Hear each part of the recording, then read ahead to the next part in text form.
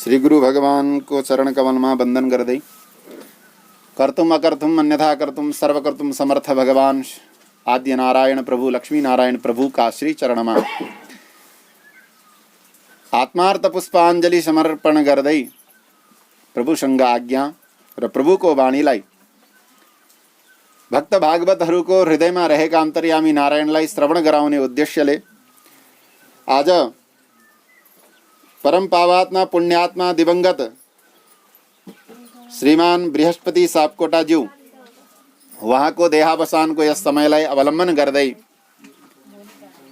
हजुर हामी समय आफ्नो जीवनको अमूल्य समय त्यो अमूल्य समयलाई गुरुवाक्यद्वारा ऋषिहरूको वाक्यद्वारा आफ्नो जीवनमा आत्मसात गरेर आफ्नो जीवनलाई सुन्दर र राम्रो बनाऊ यस उद्देश्यले हामी यहाँ उपस्थित छौं। सर्वप्रथम भगवान श्री लक्ष्मी नारायण प्रभुसँग प्रार्थना, परम पुण्यात्मा भगवान का अनन्य भक्त श्री हाम्रा बुवा श्रीमान बृहस्पति सापकोटाज्यू उहाँको चिर आत्मालाई भगवानले आफ्नो वैकुण्ठमा वास दिई बक्सिन्छ यो विश्वासको साथमा हामीहरूले पनि उहाँको लागि निरन्तर यही प्रार्थना गरौँ। प्रार्थनामा ठुलो शक्ति हुन्छ। जस्तै बारीमा काम गरिराख्नु भएको आमा छोराको रुदन सुने पछाडि मात्रै दुध दिनको लागि आउनुहुन्छ भने चाहिँ जबसम्म हामीहरू भगवान प्रति प्रार्थनाको भाव लिएर जाँदैनौँ तबसम्म भगवानले पनि अलिकति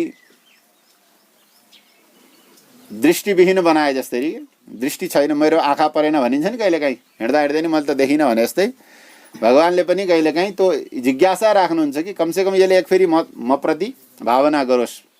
त्यही भएर हामी सबैले प्रार्थना गरौँ र अब हामीथि उपाय अर्को केही पनि छैन उहाँको प्रति गर्नको लागि। उहाँले त आफ्नो यात्रा निश्चित गर्नुभयो, अब आउनुस् भनेर टेलिफोन गरेर अथवा मोटरसाइकल गाडी पठाएर ल्याउन सकिँदैन, किन त्यो मार्ग भिन्नै मार्ग हो, त्यहाँ गाडी घोडा जाँदैन, त्यहाँ त भगवानको शक्ति जान्छ कि। अतः उहाँले यात्रा प्रारम्भ गर्नुभयो, उहाँको लागि प्रतिदिन हामीहरूले प्रार्थना गरौँ। प्रार्थना किन गर्ने भनेपछि त्यसको शास्त्रले प्रमाण दिएको छ। गरुड पुराणमा अगाडि आउँछ कि जो दिवंगत आत्मा हो जसले पञ्चभौतिक शरीरलाई त्याग गर्यो त्यो पुण्यात्मा त्यो जीवात्मा 13 दिनसम्म हामीसँग नै हुन्छ। त्यो गरुड पुराणको वाक्य हो।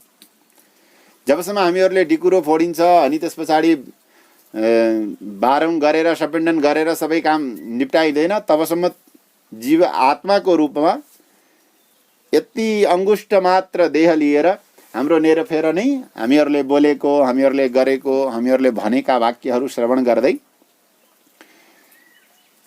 हाम्रो साथमा नै निवास गर्नुहुन्छ। अतः हामीहरूले उहाँको लागि प्रार्थना गर्नु, उहाँको अब भावी जो यात्रा छ त्यो मङ्गलमय होस्, सुखपूर्ण होस्, भगवानको कृपा उहाँमाथि बनिरहोस्। किन अब हामीहरूले उहाँको यात्रा कस्तो हुन्छ, उहाँ कुन तरिकाले जानुहुन्छ, उहाँलाई सुख मिल्छ, उहाँलाई दुःख मिल्छ अथवा उहाँले के कसो गर्नुहुन्छ हामीहरू यिनी चर्मचक्षुद्वारा देख्न सक्दैनौँ। अब हामीहरूले बस विश्वास राख्ने कि हाम्रो पिताश्री जो अब आत्मा रूपमा हुनुहुन्छ उहाँ हाम्रो प्रार्थनाले, आफ्नो सत्पुण्यले र हामीहरूले गरेको सत्पुण्यले उहाँ सुखपूर्वक आनन्दपूर्वक भगवानको वैकुण्ठमा जानुहुन्छ। यो हामीहरू विश्वास गर्छौँ। यसैको साथमा अबदेखि आजदेखि लिएर 10औं दिनसम्म हामीहरूले श्री गरुड पुराणको एउटा सार निकालेको, यसलाई प्रेतकल्प भनिन्छ, त्यसलाई 2-4 अध्याय गरेर हामीहरू श्रवण गर्नेछौँ। सबभन्दा पहिला हामीहरू के हुनु पर्यो भनेपछि हाम्रो जीवनको बारेमा आफूले विचार गर्नु पर्यो। जाने मान्छे त जानुभयो, अस्ति पनि हामी त्यहाँ तल बसेर कुरा गर्दै थियौँ नि, कहाँबाट आयौँ कहाँ गयो देख्न सकिँदैन भने जस्तै कुरा। अब कहाँबाट आएर जन्मिनु भएको थियो बुवा, अब छोडेर जानुभयो कता जानुभयो हामीहरूलाई थाहा छैन। हामीहरूलाई त शास्त्रले जो बाटो बताउनु भएको छ अब त्यही बाटो जानुभयो होला भनेर हामीहरूले विश्वास गर्ने मात्रै। किन त्यहाँ हाम्रा आँखा काम गर्दैनन्, हाम्रो यन्त्रले काम गर्दैन, कुनै पनि चिजले काम गर्दैन।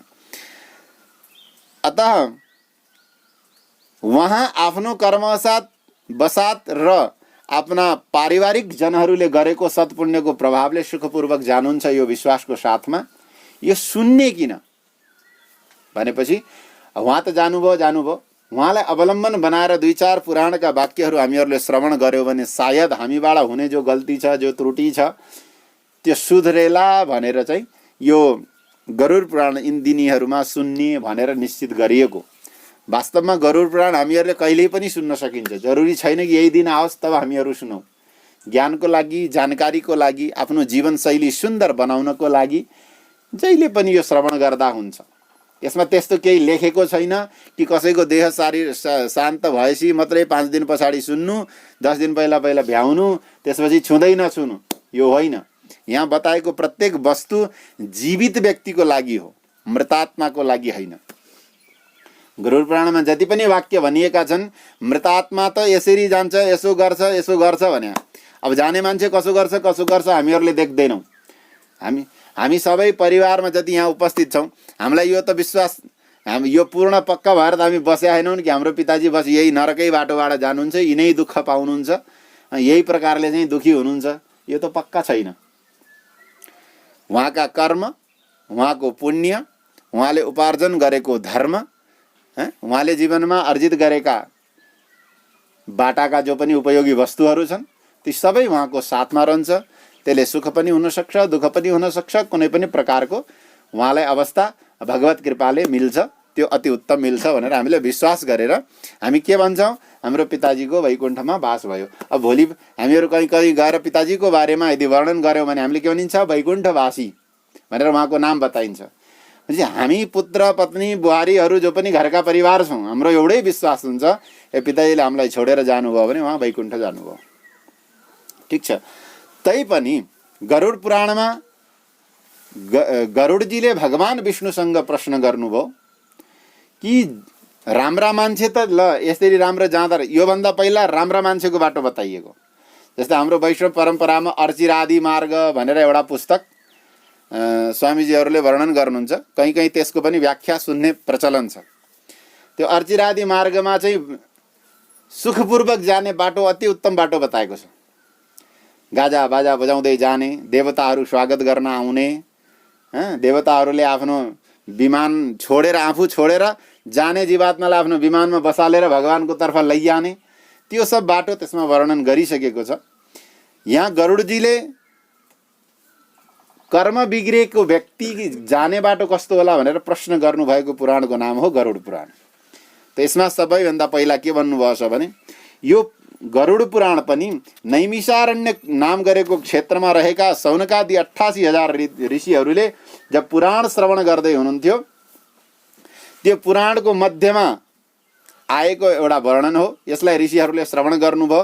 त्यही ऋषिहरू मध्येमा सौनक ऋषिले प्रश्न गर्नुभयो कि हे सूतजी महाराज, हजुरले बडा राम्रो प्रकारले देव मार्गको वर्णन गर्नुभयो। देव मार्ग भनेको शुद्ध सहज मार्ग।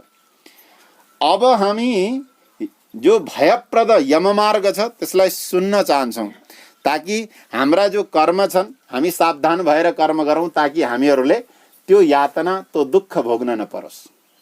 हैन? श्री विष्णु भगवानको जय। यस प्रकार जब प्रश्न भयो त सूतजीले भन्नुहुन्छ, हेर्नु ऋषिहरू, विनताका पुत्र गरुडजीले पनि भगवानसँग भगवानको महिमा श्रवण गर्दै गर्दै गर्दै हजुरहरूले चाहिँ एक फेरि प्रश्न गर्नुभयो कि हे भगवान, हजुरले भक्तिको मार्ग बताउनु भयो, हजुरले कर्मको शुद्ध मार्ग पनि बताउनु भयो, हर प्रकारको मलाई वर्णन गर्नुभयो। अब मेरो मनमा जिज्ञासा छ, जब भक्तिको मार्ग यति मिठो छ, भगवानको सेवा पूजा गरेर जाने बाटो त्यति राम्रो छ भने यो जो पापीहरू जाने जो मार्ग भनिन्छ हामीहरूले त्यसलाई यम मार्ग भन्छ, त्यो यममार्ग कस्तो होला भनेर गरुडजीले प्रश्न गर्दाखेरि भगवान विष्णुले बताउनु भयो, हे पक्षेन्द्र, जो नरक जाने व्यक्तिहरू छन् तिनीहरूको बारेमा मैले तिमीलाई वर्णन गर्छु, ध्यान दिएर सुन भनेर भगवानले आज्ञा गर्न थाल्नुभयो। हजुरहरूले पनि ध्यान दिएर सुन्नु होला। यहाँ आएर बसेर मात्रै काम लाग्दैन, हैन?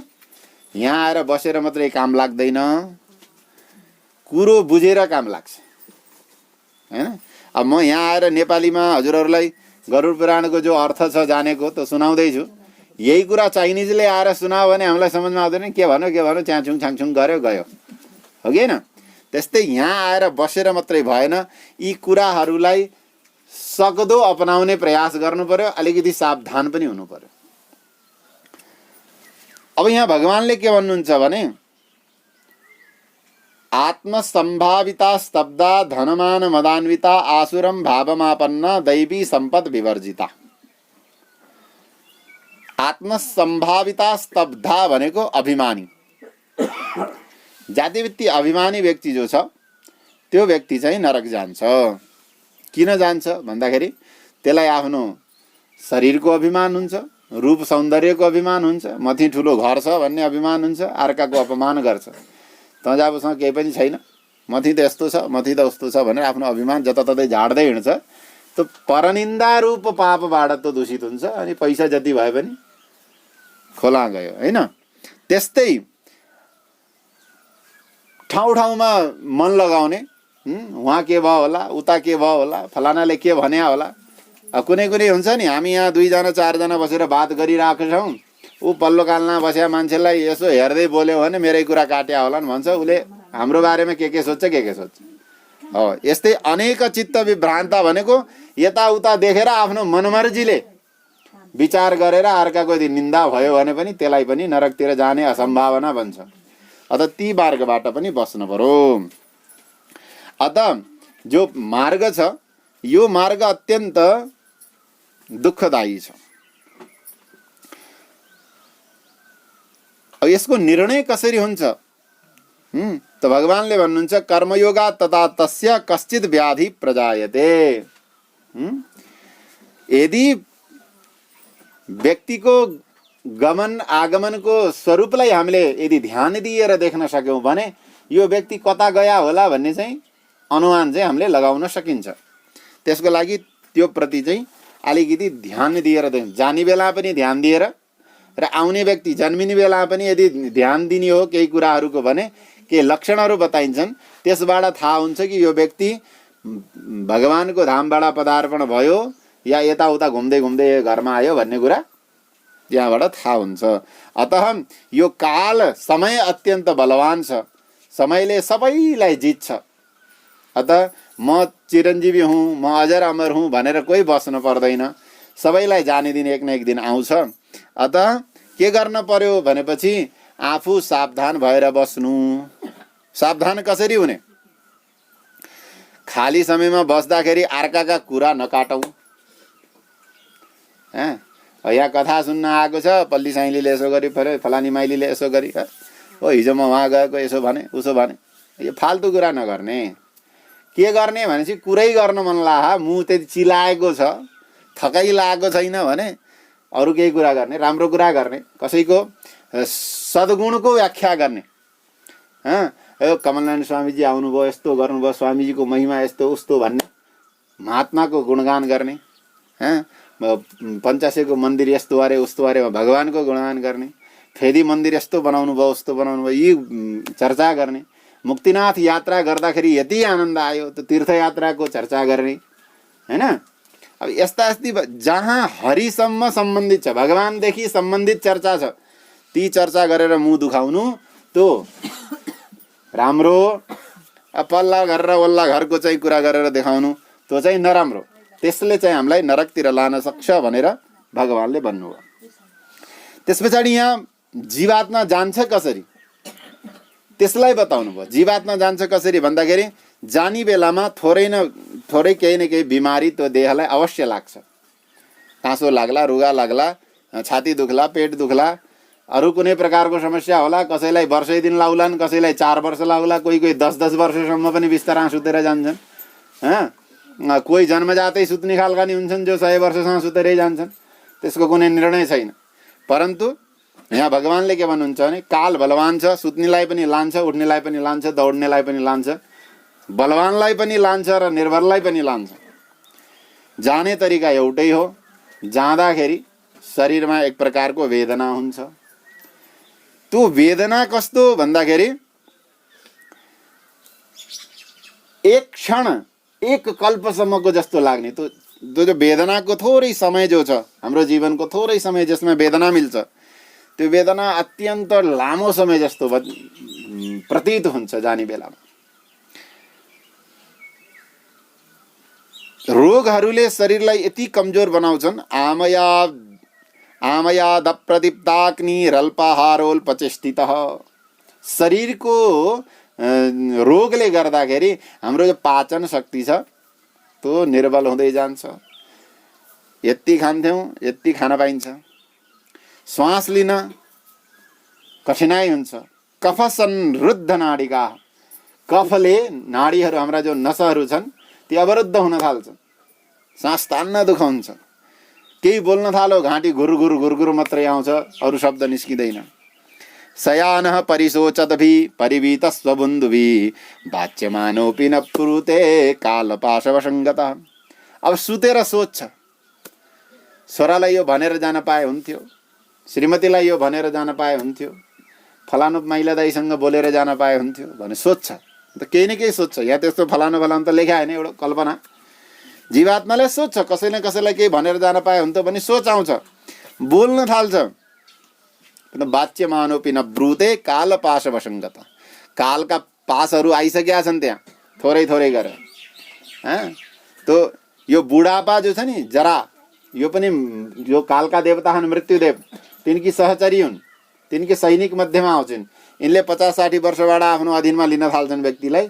सञ्च सञ्च सञ्च सञ्च त्यसलाई युद्धमा हराएर अन्तमा चाहिँ फेरि यमराजका दूत आएर लगेर जान्छन्। भनेपछि जो काल छ बलवान, त्यसको पासमा बसेको व्यक्ति बोल्न थाल्दाखेरि पनि बोल्न सक्दैन। त्यही भएर मर्ने बेला जपमला वैकुण्ठतिर धपमला भन्न पर्दैन, अहिलेबाट जप्नुपर्छ अरे, हैन? यही समय हो जो हामीहरूले भगवानको भजन गर्नु पर्यो, समय निकाल्नु पर्यो। फुर्सद छैन भनेर काम चल्दैन। फुर्सद कसले खोजिदियो हजुरबाट? कसले लयो हजुरको फुर्सद? आफै बेचेको त हो नि फुर्सद। चाहे वो 1000-50 हजारमा होला, 1,00,000-2 लाखमा होला, आफ्नो फुर्सद बेचेको त आफै दियो। अब फुर्सद छैन भनेर यहाँ वरिपरिका मान्छेलाई भन्न पाइयो, यिनी मान्छेलाई भन्न पाइएन जो आउँछन्, मलाई फुर्सद छैन भन्न पाइँदैन। अरू सबै काममा फुर्सद छैन भन्नु होला। भोलि मन्दिरतिर घुम्न जाम भनेपछि होइन भाइ मलाई भोलि फुर्सद छैन भन्नु होला। त यी देवता आयो भने आज मलाई फुर्सद छैन, भोलि आइजायो भन्न पाइँदैन। भनेपछि फुर्सद हामीले बेचेको फुर्सद धेरै छ। यो भएर अहिलेबाट फुर्सद निकालेर सबले हरिको भजन गर्नुपर्छ।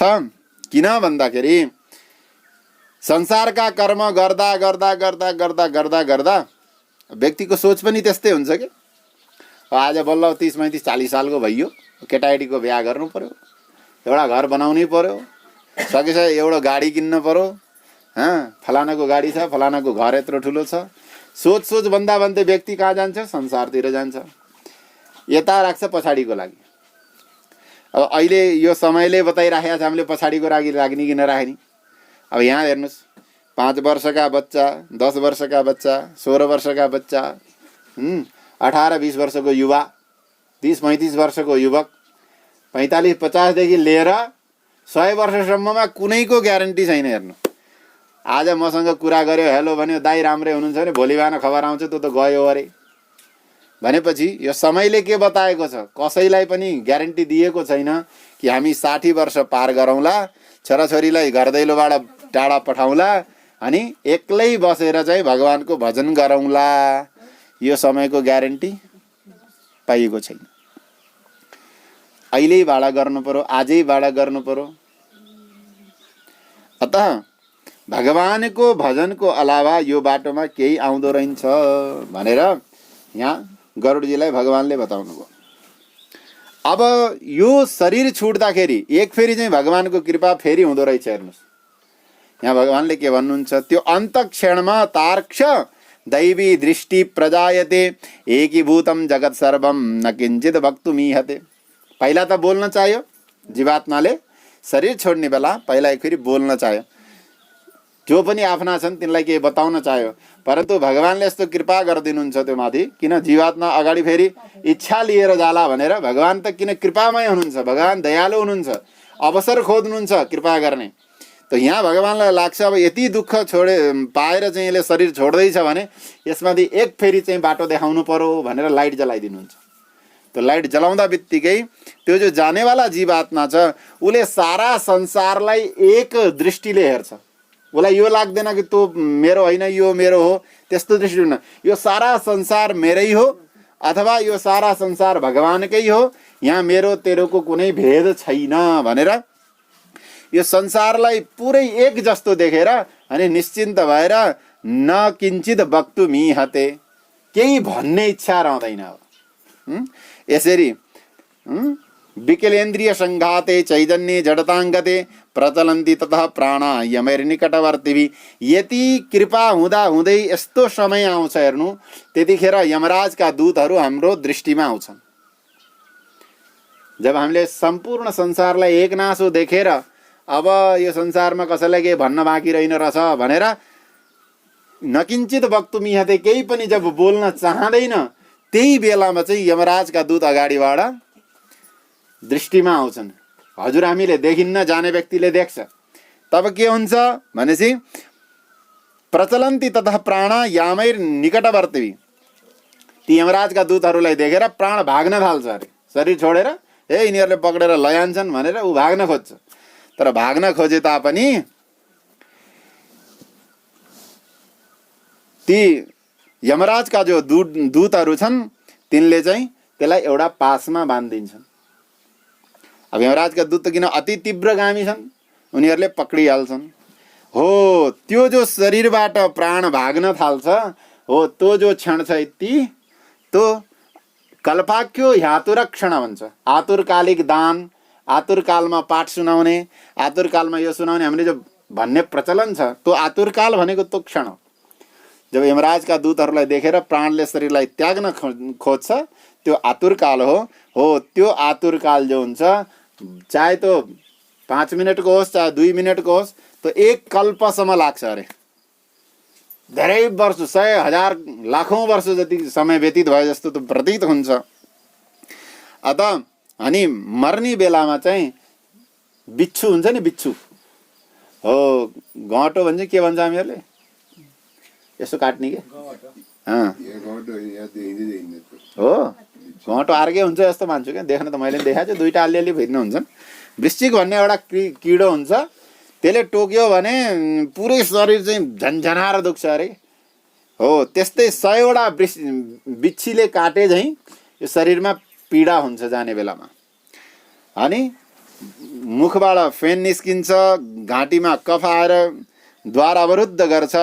यस प्रकार भयङ्कर रूप लिएर आएका यमराजका दूतहरूद्वारा पासमा बाँधेर त्यसलाई आफ्नो अधीनमा लिन्छन्। हो कस्ता छन् ती यमराजका दूतहरू भने ऊर्ध्वकेशौ काककृष्णौ वक्त्रटुण्डौ नखायुधौ, कपाल ठाडो परेका, काला काला बाङ्गो टिङ्गो मुख भएका त्यस्ता यमराजका दूतहरू आउँछन् अरे। जस्तो मान्छे त्यस्तै प्रकारका दूत आउँछन् फेरि। अनि तिनलाई देखेर एकदम भयभीत हुन थाल्छ। अनि त्यो शरीरबाट अङ्गुष्ठ मात्र पुरुषो हाहा कुर्वन् कलेवरात् तदैव गृह्यते दूतैर्याम्यै पश्यन् स्वकं गृहम्। हो त्यही बेलामा हाहाकार गर्दै चित्कार गर्दै जब शरीरलाई छोडेर जीवात्मा अङ्गुष्ठ मात्र शरीर लिएर त्यो देहबाट निस्किन्छ, यमराजका किङ्करहरूले त्यसलाई पक्रिन्छन्। अब यहाँ एउटा हामीहरूले सधैँ याद गर्नुपर्ने कुरा के छ भन्नुहुन्छ भने, यति यो शरीर छोड्दा बित्तिकैदेखि लिएर 3 मुहुर्त, 3 मुहुर्त भनेको धेरै लामो टाइम हुँदैन। त्यो 3 मुहुर्तमा एक फेरि त्यो जीवात्मालाई यहाँदेखि लिएर यमराजको पुरीसम्म सुइङ चाहिँ रकेट उडाए भन्नु पर्यो। रोकेटको नि के गति हुन्छ र?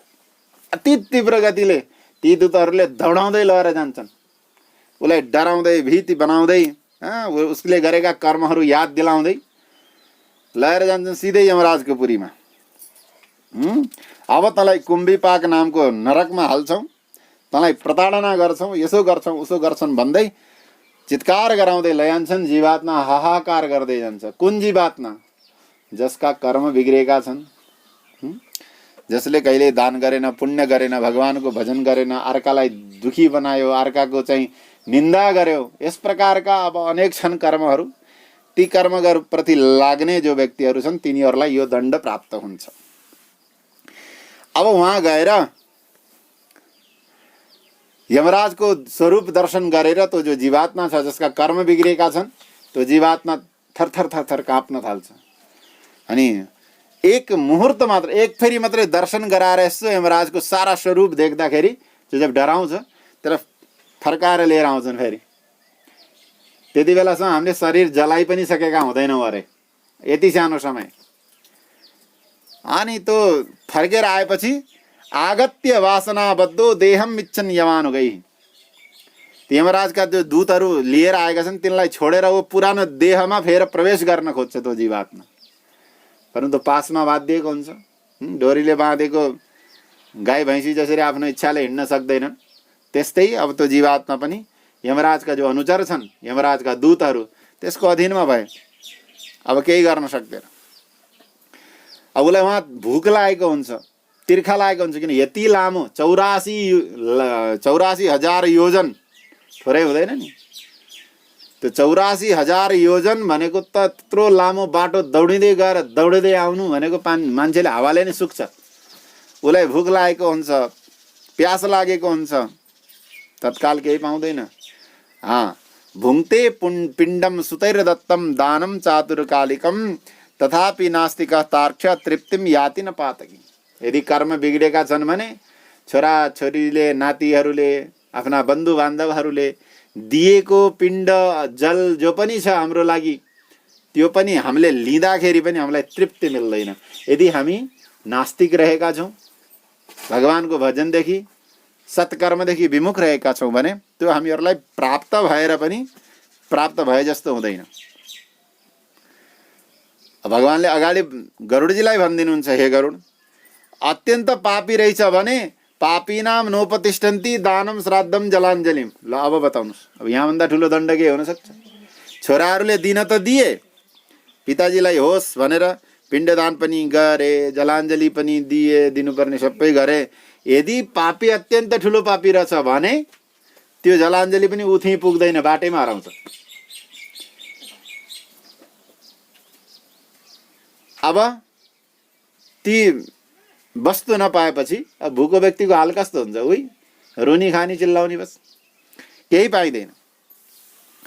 भवन्ति प्रेत रूपास्ते पिण्डदान विवर्जिताः। और जसको पिण्डदानै हुँदैन त्यो त प्रेत बन्छ। हो, त्यो हो प्रेत भूत भनेको त्यो। अब भगवानले अगाडि के भन्नुहुन्छ भनेपछि, हे गरुड, त्यही भएर मैले के भन्छु भने नाभुक्तम क्षीयते कर्मः कल्पकोटि शतैरपि अभुक्त्वा यातनाम जन्तुर मानुष्यम लभते नहीं। अब हेर्नुहोस्, हामीहरूबाट कर्म बिग्रिए पछाडि त्यो कर्मको फल त अवश्य भोग्नु नै पर्छ अरे।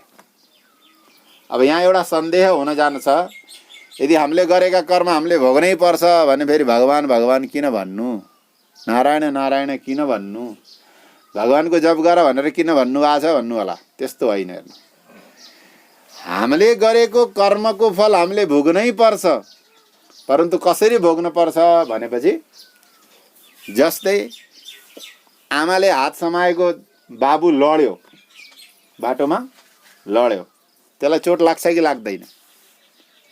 लाग्दैन। किन? उसले आफ्नो हात आमालाई दिएको छ, आमाले सट्ट यस्तो तान्दिनुहुन्छ, भुइँमा बजारिनु पर्ने, परन्तु खट्ट यस्तो भएर ऊ सम्हालिन्छ। हो, त्यस्तै कर्मको फल त हामीलाई भोग्नुपर्छ, थोरै भोग्नु पर्यो।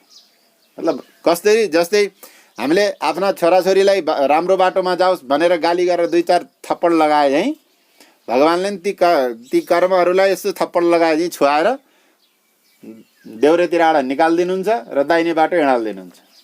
अतः भगवानको भजन निरन्तर गर्दै गइयो भने, भगवानको अधीनमा निरन्तर रहियो भने हाम्रा कर्मको फल त हामीले भोग्नै पर्छ, परन्तु त्यति दुःखतापूर्वक, त्यति कष्टपूर्वक भोग्नु पर्दैन जो भगवानको अधीनमा नरहेर आफ्नो स्वतन्त्रताले हिँड्ने जीवले भोग्नुपर्छ। अतः आफ्नो जीवनमा निरन्तर एउटो ध्येय चाहिँ हामीहरूले के राख्न पर्यो भने, अब कर्म त सुध्रेला बिग्रेला, अब के होला होला, जो होला त्यो होला, हामीले चाहिँ आफ्नो कर्म सुधार्नको लागि चाहिँ भगवानको शरण चाहिँ छोड्नु भएन। अब कसैले के भन्नुहुन्छ भने सुनिराखेको कुरा हो, जन्मिनुभन्दा पहिला के गरेका थियौँ देखेनौ, मरेपछि कहाँ गइन्छ त्यो पनि थाहा छैन, यहाँ बिचमा डराएर के गर्नु। अरे यहाँ बताउँदैछन् नि, मरेर गए पछाडि अगाडि बाटो रहेछ, त्यो हामीले नदेखाएको बाटो। कस्तो नदेखेको बाटो भनेपछि छोराछोरी अमेरिका पुगे, हामीले यो त थाहा पाइयो नि, छोराछोरी अमेरिका पुगे। अब कसरी गए, क्यारेर गए, अब त जो प्लेनमा उडेर गए हवाईजहाजमा, त्यो निलो थियो, हरियो थियो, रातो थियो, सेतो थियो, कतिवटा सिट थिए, कति सुविधा थियो, त्यो हामीलाई थाहा छैन नि, ती छोराछोरीहरूलाई मात्रै थाहा। परन्तु हामीलाई यति त थाहा भयो नि, तिनीहरू काठमाडौँबाट उडेर अमेरिका पुगे भनेपछि काठमाडौँबाट उडेर अमेरिका पुग्ने बाटो रहेछ भन्ने त निश्चित भयो नि। हो त्यस्तै गीतामा भगवानले के भन्नुभएको छ भने, जन्मिने मान्छे मर्छ, मर्ने मान्छे जन्मिन्छ अरे। हो यो कस्तो कुरा भयो भनेपछि छोराछोरी अमेरिका पुगे भने जस्तै कुरो भयो। जातस्य हि ध्रुवो मृत्युर्ध्रुवं जन्म मृतस्य च तस्माद् अपरिहार्यार्थे नान्यं सोचितुमर्हसि। यदि आज जन्म भएको छ भने हामी मरिन्छ जरुर, र जो मर्यो त्यो जन्मिन्छ जरुर।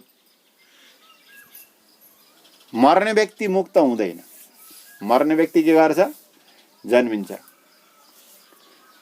एउटा भजन पनि त गाइन्छ नि हामीले, जन्मे मरिन्छ हरि भजे तरिन्छ भनेर गाइन्छ नि। हो त जन्मे मरिन्छ भनेपछि जन्मिने व्यक्तिको मृत्यु निश्चित छ, मर्ने व्यक्तिको जन्म निश्चित छ। अब यो दुईटै चक्करबाट बच्ने कसरी भनेपछि त्यहाँ एउटै सहारा, हरि भजे तरिन्छ। त्यो दोस्रो लाइन भजनमा छ, हरि भजे तरिन्छ। हरिको भजन गर्नाले मरण हुँदैन, शरीर छुट्छ, मृत्यु हुँदैन, मुक्ति हुन्छ। त्यो जन्म र मृत्युको चक्रबाट हाम्रो मुक्ति हुन्छ। त्यही भएर त्यो शब्दै ऋषिहरूले चेन्ज गरिदिनु भयो, जन्मे मरिन्छ, मरे जन्मिन्छ। परन्तु जसले भगवानको भजन गर्यो त्यो जन्म त जन्म्यो, मर्दैन, त के हुन्छ, मुक्ति हुन्छ। अतः जसले कर्म गरेको छ त्यसले भोग गर्नु नै पर्छ भनेपछि हामीहरूले पनि कर्म गरेकै छौँ, कर्म नगरी बस्न पनि सक्दैनौँ। बस्या छौँ नि, यो पनि त एउटा कर्म हो। कथा सुनेर बस्या छौँ, बस्नु कर्म होइन। केही गरिया होइन, म त घरमा पढ्या, यो पढ्या छु पनि त कर्मै हो नि। पढ्नु पनि एउटा कर्म, खाटामा पढ्या छु, बिस्तारामा पढ्या छु, यता नबोली बस्नु पनि एउटा कर्मै हो। नबोली बसेको छु, कर्म नभइकन हुन्छ, हुँदैन। अतः कर्म हामीबाट भइसकेको छ भने त्यो कर्मको भोग हामीहरूले गर्नुपर्छ। तर सहारा दिने आमा जस्तै भगवानको सहारा यदि हाम्रो जीवनमा छ भने हामी महत दुःखबाट, जो भगवानले यहाँ बताउँदै हुनुहुन्छ यस्ता यस्ता दुःख हुन्छन्, यी दुःखबाट हामी बच्न सक्छौँ भनेर यहाँ भगवानले आज्ञा गर्नुभयो। अब यहाँ 10 दिन जो हामीहरूले पिण्ड दिन्छ, हो त्यो पिण्डबाट शरीरको जो निर्माण छ त्यसको बारेमा यहाँ वर्णन गरेर भगवानले यो निश्चित गराउँदै हुनुहुन्छ, कर्मको लोप कहिल्यै पनि गर्नु हुँदैन। अब भनौँ भने भन्ने जस्तो कुरो पनि होइन, नभनौँ भने यो नभनी पनि हुँदैन भने यस्ता कुरा हुन्छ नि कि कुनै कुनै। अब यहाँ मैले अस्ति एउटा कर्मलोपको थाहा पाएँ है। अब हजुरहरू दाजुभाइ पनि पर्नुहुन्छ होला, केही होला त मलाई थाहा भएन। हाम्रो दीपक भाइको छोरी जन्मिँदाखेरि 3-4 दिनमा यहाँ बिहा पनि भयो दाजुभाइमा। हो यसलाई कर्मलोप भनिन्छ। मैले निन्दा गरेको होइन, गर्नुभयो राम्रो भयो, बिहा भयो, भविष्य अझ राम्रो होस्। परन्तु यो कर्मको लोप भयो। कुन कर्मको लोप भयो भन्नुहुन्छ भने सुतक जन्य जो कर्म थियो, परिवारमा सुतक लागेको थियो नि, जनना सुतक थियो। हो जो सुतक जन्य जो कर्म हजुरले पालन गर्नु पर्ने थियो त्यसको लोप भइदियो। 3 दिन 4 दिन 5 दिनमा बिहा गर्नु हुँदैन नि, 10 दिन अम्काएर गर्नुपर्छ भनेपछि त जब 3-4 दिन पछि बिहा भयो, 7-8 दिन अरू रोग दिया भए के बिग्रिन्थ्यो। तर गरियो। अब त्यहाँ उहाँ भन्ने बिहा गरियो गरे के भयो, समय आउँदाखेरि हुन्छ नि, अहिले थोरै हुन्छ, समय आउँदाखेरि त्यसको परिणाम मिल्छ। त्यस्तै अहिले भर्खरै भगवान्ले भन्नुभयो जसको दशगात्र विधि हुँदैन, पिण्ड लुप्त हुनु भनेको दशगात्र विधि नहुनु, जसको दशगात्र विधि हुन्न, पिण्डादि विवर्जित हुन्छ, त्यो प्रेत भन्छ। प्रेत भनेको कस्तो भन्दाखेरि उति केही भोग गर्नको लागि शरीर पनि छैन, चेतना सबै छ, सुन्तला बुटो छ, पहेँला सुन्तला फलेका छन्, प्रेत आयो खान्छु भन्छ, तर खानको लागि मुख पनि छैन, थाहा सबै पाएको छ, हेर्नुहोस् खानालाई मुख छैन, किन शरीरै छैन। प्यास लाग्यो, कलकल बगेको गङ्गाजी देख्छ, गण्डकी देख्छ, धाराहरू देख्छ, कुवा देख्छ, यसो उठाएर पानी खाउँ भन्छ, खान सक्दैन, किन हातै छैन भरेर पिउन। त्यही भएर त्यसलाई प्रेत भनिन्छ। त्यही भएर हामीले अब बिहान बिहान यहाँ जो दशगात्रको क्रिया हुँदैछ, ढिकुरो पूजा, त्यहाँ सुन्नु होला, हमेसा प्रेत शब्द आउँछ एउटा, अमुक गोत्र अमुक नाम प्रेत, अमुक गोत्र अमुक नाम प्रेत, तेमया दिएते तपोपतिष्ठता आउँछ। जबसम्म दशगात्र विधि पूर्ण हुन्न तबसम्म त्यसलाई प्रेतै भनिन्छ। दशगात्र विधि पूर्ण भए पछाडि फेरि दिवंगत आत्मा फलानु नाम ये हो दुनियाँभरका अगाडि क्रिया हुन्छन्।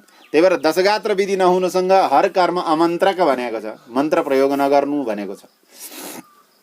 त्यस प्रकार यहाँ दशगात्रको विधि वर्णन गरेर भगवान्ले यो के भन्नुभयो भने कुनै पनि कर्मको लोभ गर्नु हुँदैन। हेर्नुहोस्, कर्मको विधान ऋषिहरूले त्यत्तिकै कसैलाई बौला बनाउनको लागि, कसैलाई लुट्नको लागि, कसैमाथि आफ्नो अभिमान मै जान्नेवाला छु भनेर देखाउनको लागि निर्णय गर्नुभएको होइन। उहाँ त त्यसै प्रसिद्ध। अब वशिष्ठ ऋषिलाई के कसैको महिमाको जरुरत छ? सर्वविदित हुनुहुन्थ्यो, रामजीका गुरु हुनुहुन्थ्यो, त्यसै व्याख्या त अब यत्रो सब व्याख्यान गर्नु जरुरतै थिएन। वेदव्यासजी स्वयं भगवानको अवतार हुनुहुन्थ्यो, उहाँलाई कसैको चाहिँ पुस्तक लेखेर महिमा पाउँछु भन्ने पनि अभिमान थिएन। उहाँहरूले यदि यो लेखेर जानुभएको छ भनेपछि यो निश्चित छ कुनै पनि कर्म जो विधान बनाइएको छ त्यो अति आवश्यक छ। अतः कर्मको बारेमा हामीहरूले विवेचन गर्नुपर्छ। हमेसा कर्म गर्नुभन्दा पहिला सोच विचार गरेर गर्नुपर्छ। अच्छा, 10 दिन दिएको जो पिण्ड छ त्यो पिण्डबाट अलग अलग शरीरको अङ्गको निर्माण हुन्छ, त्यसको व्याख्या गर्नुहुन्छ। पहिलो दिन जो पिण्ड दिन्छ त्यसले शिर भन्छ, प्रथम जो छ त्यसले शिर भन्छ। दोस्रो दिनकाले घाँटी र यी दुईटा काँधहरू भन्छन्। तेस्रो दिनको पिण्डले हृदय भन्छ, छातीको यो पूर्ण भाग भन्छ। 14 दिनको पिण्डले पेटको भाग भन्छ। 5औं दिनको पिण्डले नाभिको भाग भन्छ, जहाँबाट पाचन क्रिया आदि सबै बन्दछन्। त्यस्तै 6औं दिनको पिण्डले कमरको भाग भन्छ। 7औं दिनको पिण्डले दुईटा जङ्घाहरू भन्छन्। 8औं दिनको पिण्डले घुँडाहरू भन्छन्। 9औं दिनको पिण्डले घुँडादेखि तलको पाउसम्मको सारा शरीर बन्दछ। 10औं दिन जो हामीहरूले पिण्ड दिन्छ त्यसबाट त्यो गएको जो जीवात्मा छ उसले शक्ति प्राप्त गर्छ। त्यसलाई शक्ति प्राप्त भए पछाडि तिर्खा र प्यास लाग्न थाल्छ।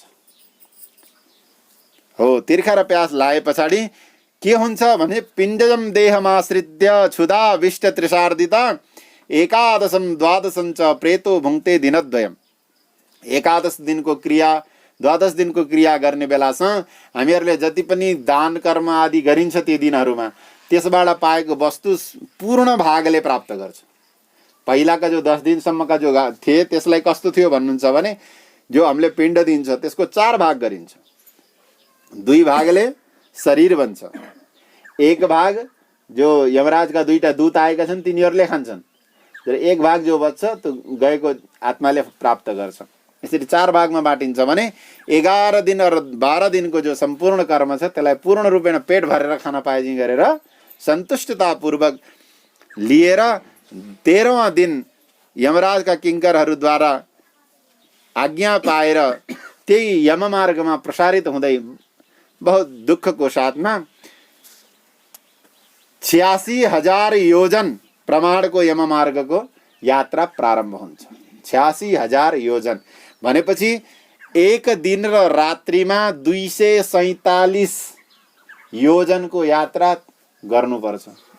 1 योजनमा 4 कोस, 1 कोसमा 3 किलोमिटर। अब लगाउनु कति टाढा जानुपर्छ 1 दिनमा, हैन? यति लामो मार्ग जाँदै जाँदै त्यो जीवात्मा भगवानद्वारा निश्चित गरिएका केही स्थानहरू छन् जहाँ जीवात्मालाई विश्राम गर्नको लागि जग्गा बनाइएको छ। यत्रो लामो यात्रा छ, कहीँ न कहीँ त विश्राम दिनु पर्यो। त त्यसको लागि 16वटा पुर बनाइएका छन्। ती पुरको यहाँ वर्णन गर्नुहुन्छ। सौम्यपुर, सूरीपुर, नगेन्द्र भगन, गन्धर्वपुरी, शैलागम, क्रौंच, कुरुपुर, विचित्र भवन, बहुवापद, दुखद, नानाक्रन्दपुर, सुतप्त भवन, रौद्रनगर, पयोवर्षण, सीताढ्य, बहुवीति, धर्म भवन। यसको बादमा गएर बल्ल यमराजको पुरीमा व्यक्ति पुग्दछ। यस प्रकार प्रथम अध्यायमा भगवानले गरुडजीलाई जाने जो जीवात्मा छ उसको कर्म अनुसार कसरी ऊ जान्छ र हामीहरूले जीवन छँदै आफ्नो कर्मको शुद्धि कसरी गर्नुपर्छ, विवेक प्रयोग गरेर आफूद्वारा राम्रो राम्रो कर्म गरेर भगवानको कृपा दृष्टि हाम्रो जीवनमा भइराखोस् यो अभिप्राय लिएर राम्रो राम्रो कर्म गरिँदै गइएको छ भने र भगवानको कृपा दृष्टिलाई आफूतिर तान्न सकियो भने कर्मले, जपले, तपले, साधनाले अवश्यमेव यी दुःखहरू हामीहरूलाई प्राप्त हुँदैनन्। यदि सकिएन भने तो त वाक्य भनिसक्यो, अवश्यमेव भोक्तव्यम कृतम कर्म शुभाशुभम। शुभ अशुभ जो कुनै पनि कर्म छ हामीहरूले अवश्य भोग गर्नुपर्छ। श्री विष्णु भगवानको जय। निद्रा महारानीको जय। एउटा दुईटा उठेका छन्, अरू सबै सुत्न गए। अब द्वितीय अध्यायमा गरुडजीले भन्नुहुन्छ, हजुरले यस प्रकारले दुःख पाउँदै यिनी नगरबाट जानुहुन्छ भनेर त भगवान आज्ञा गर्नुभयो।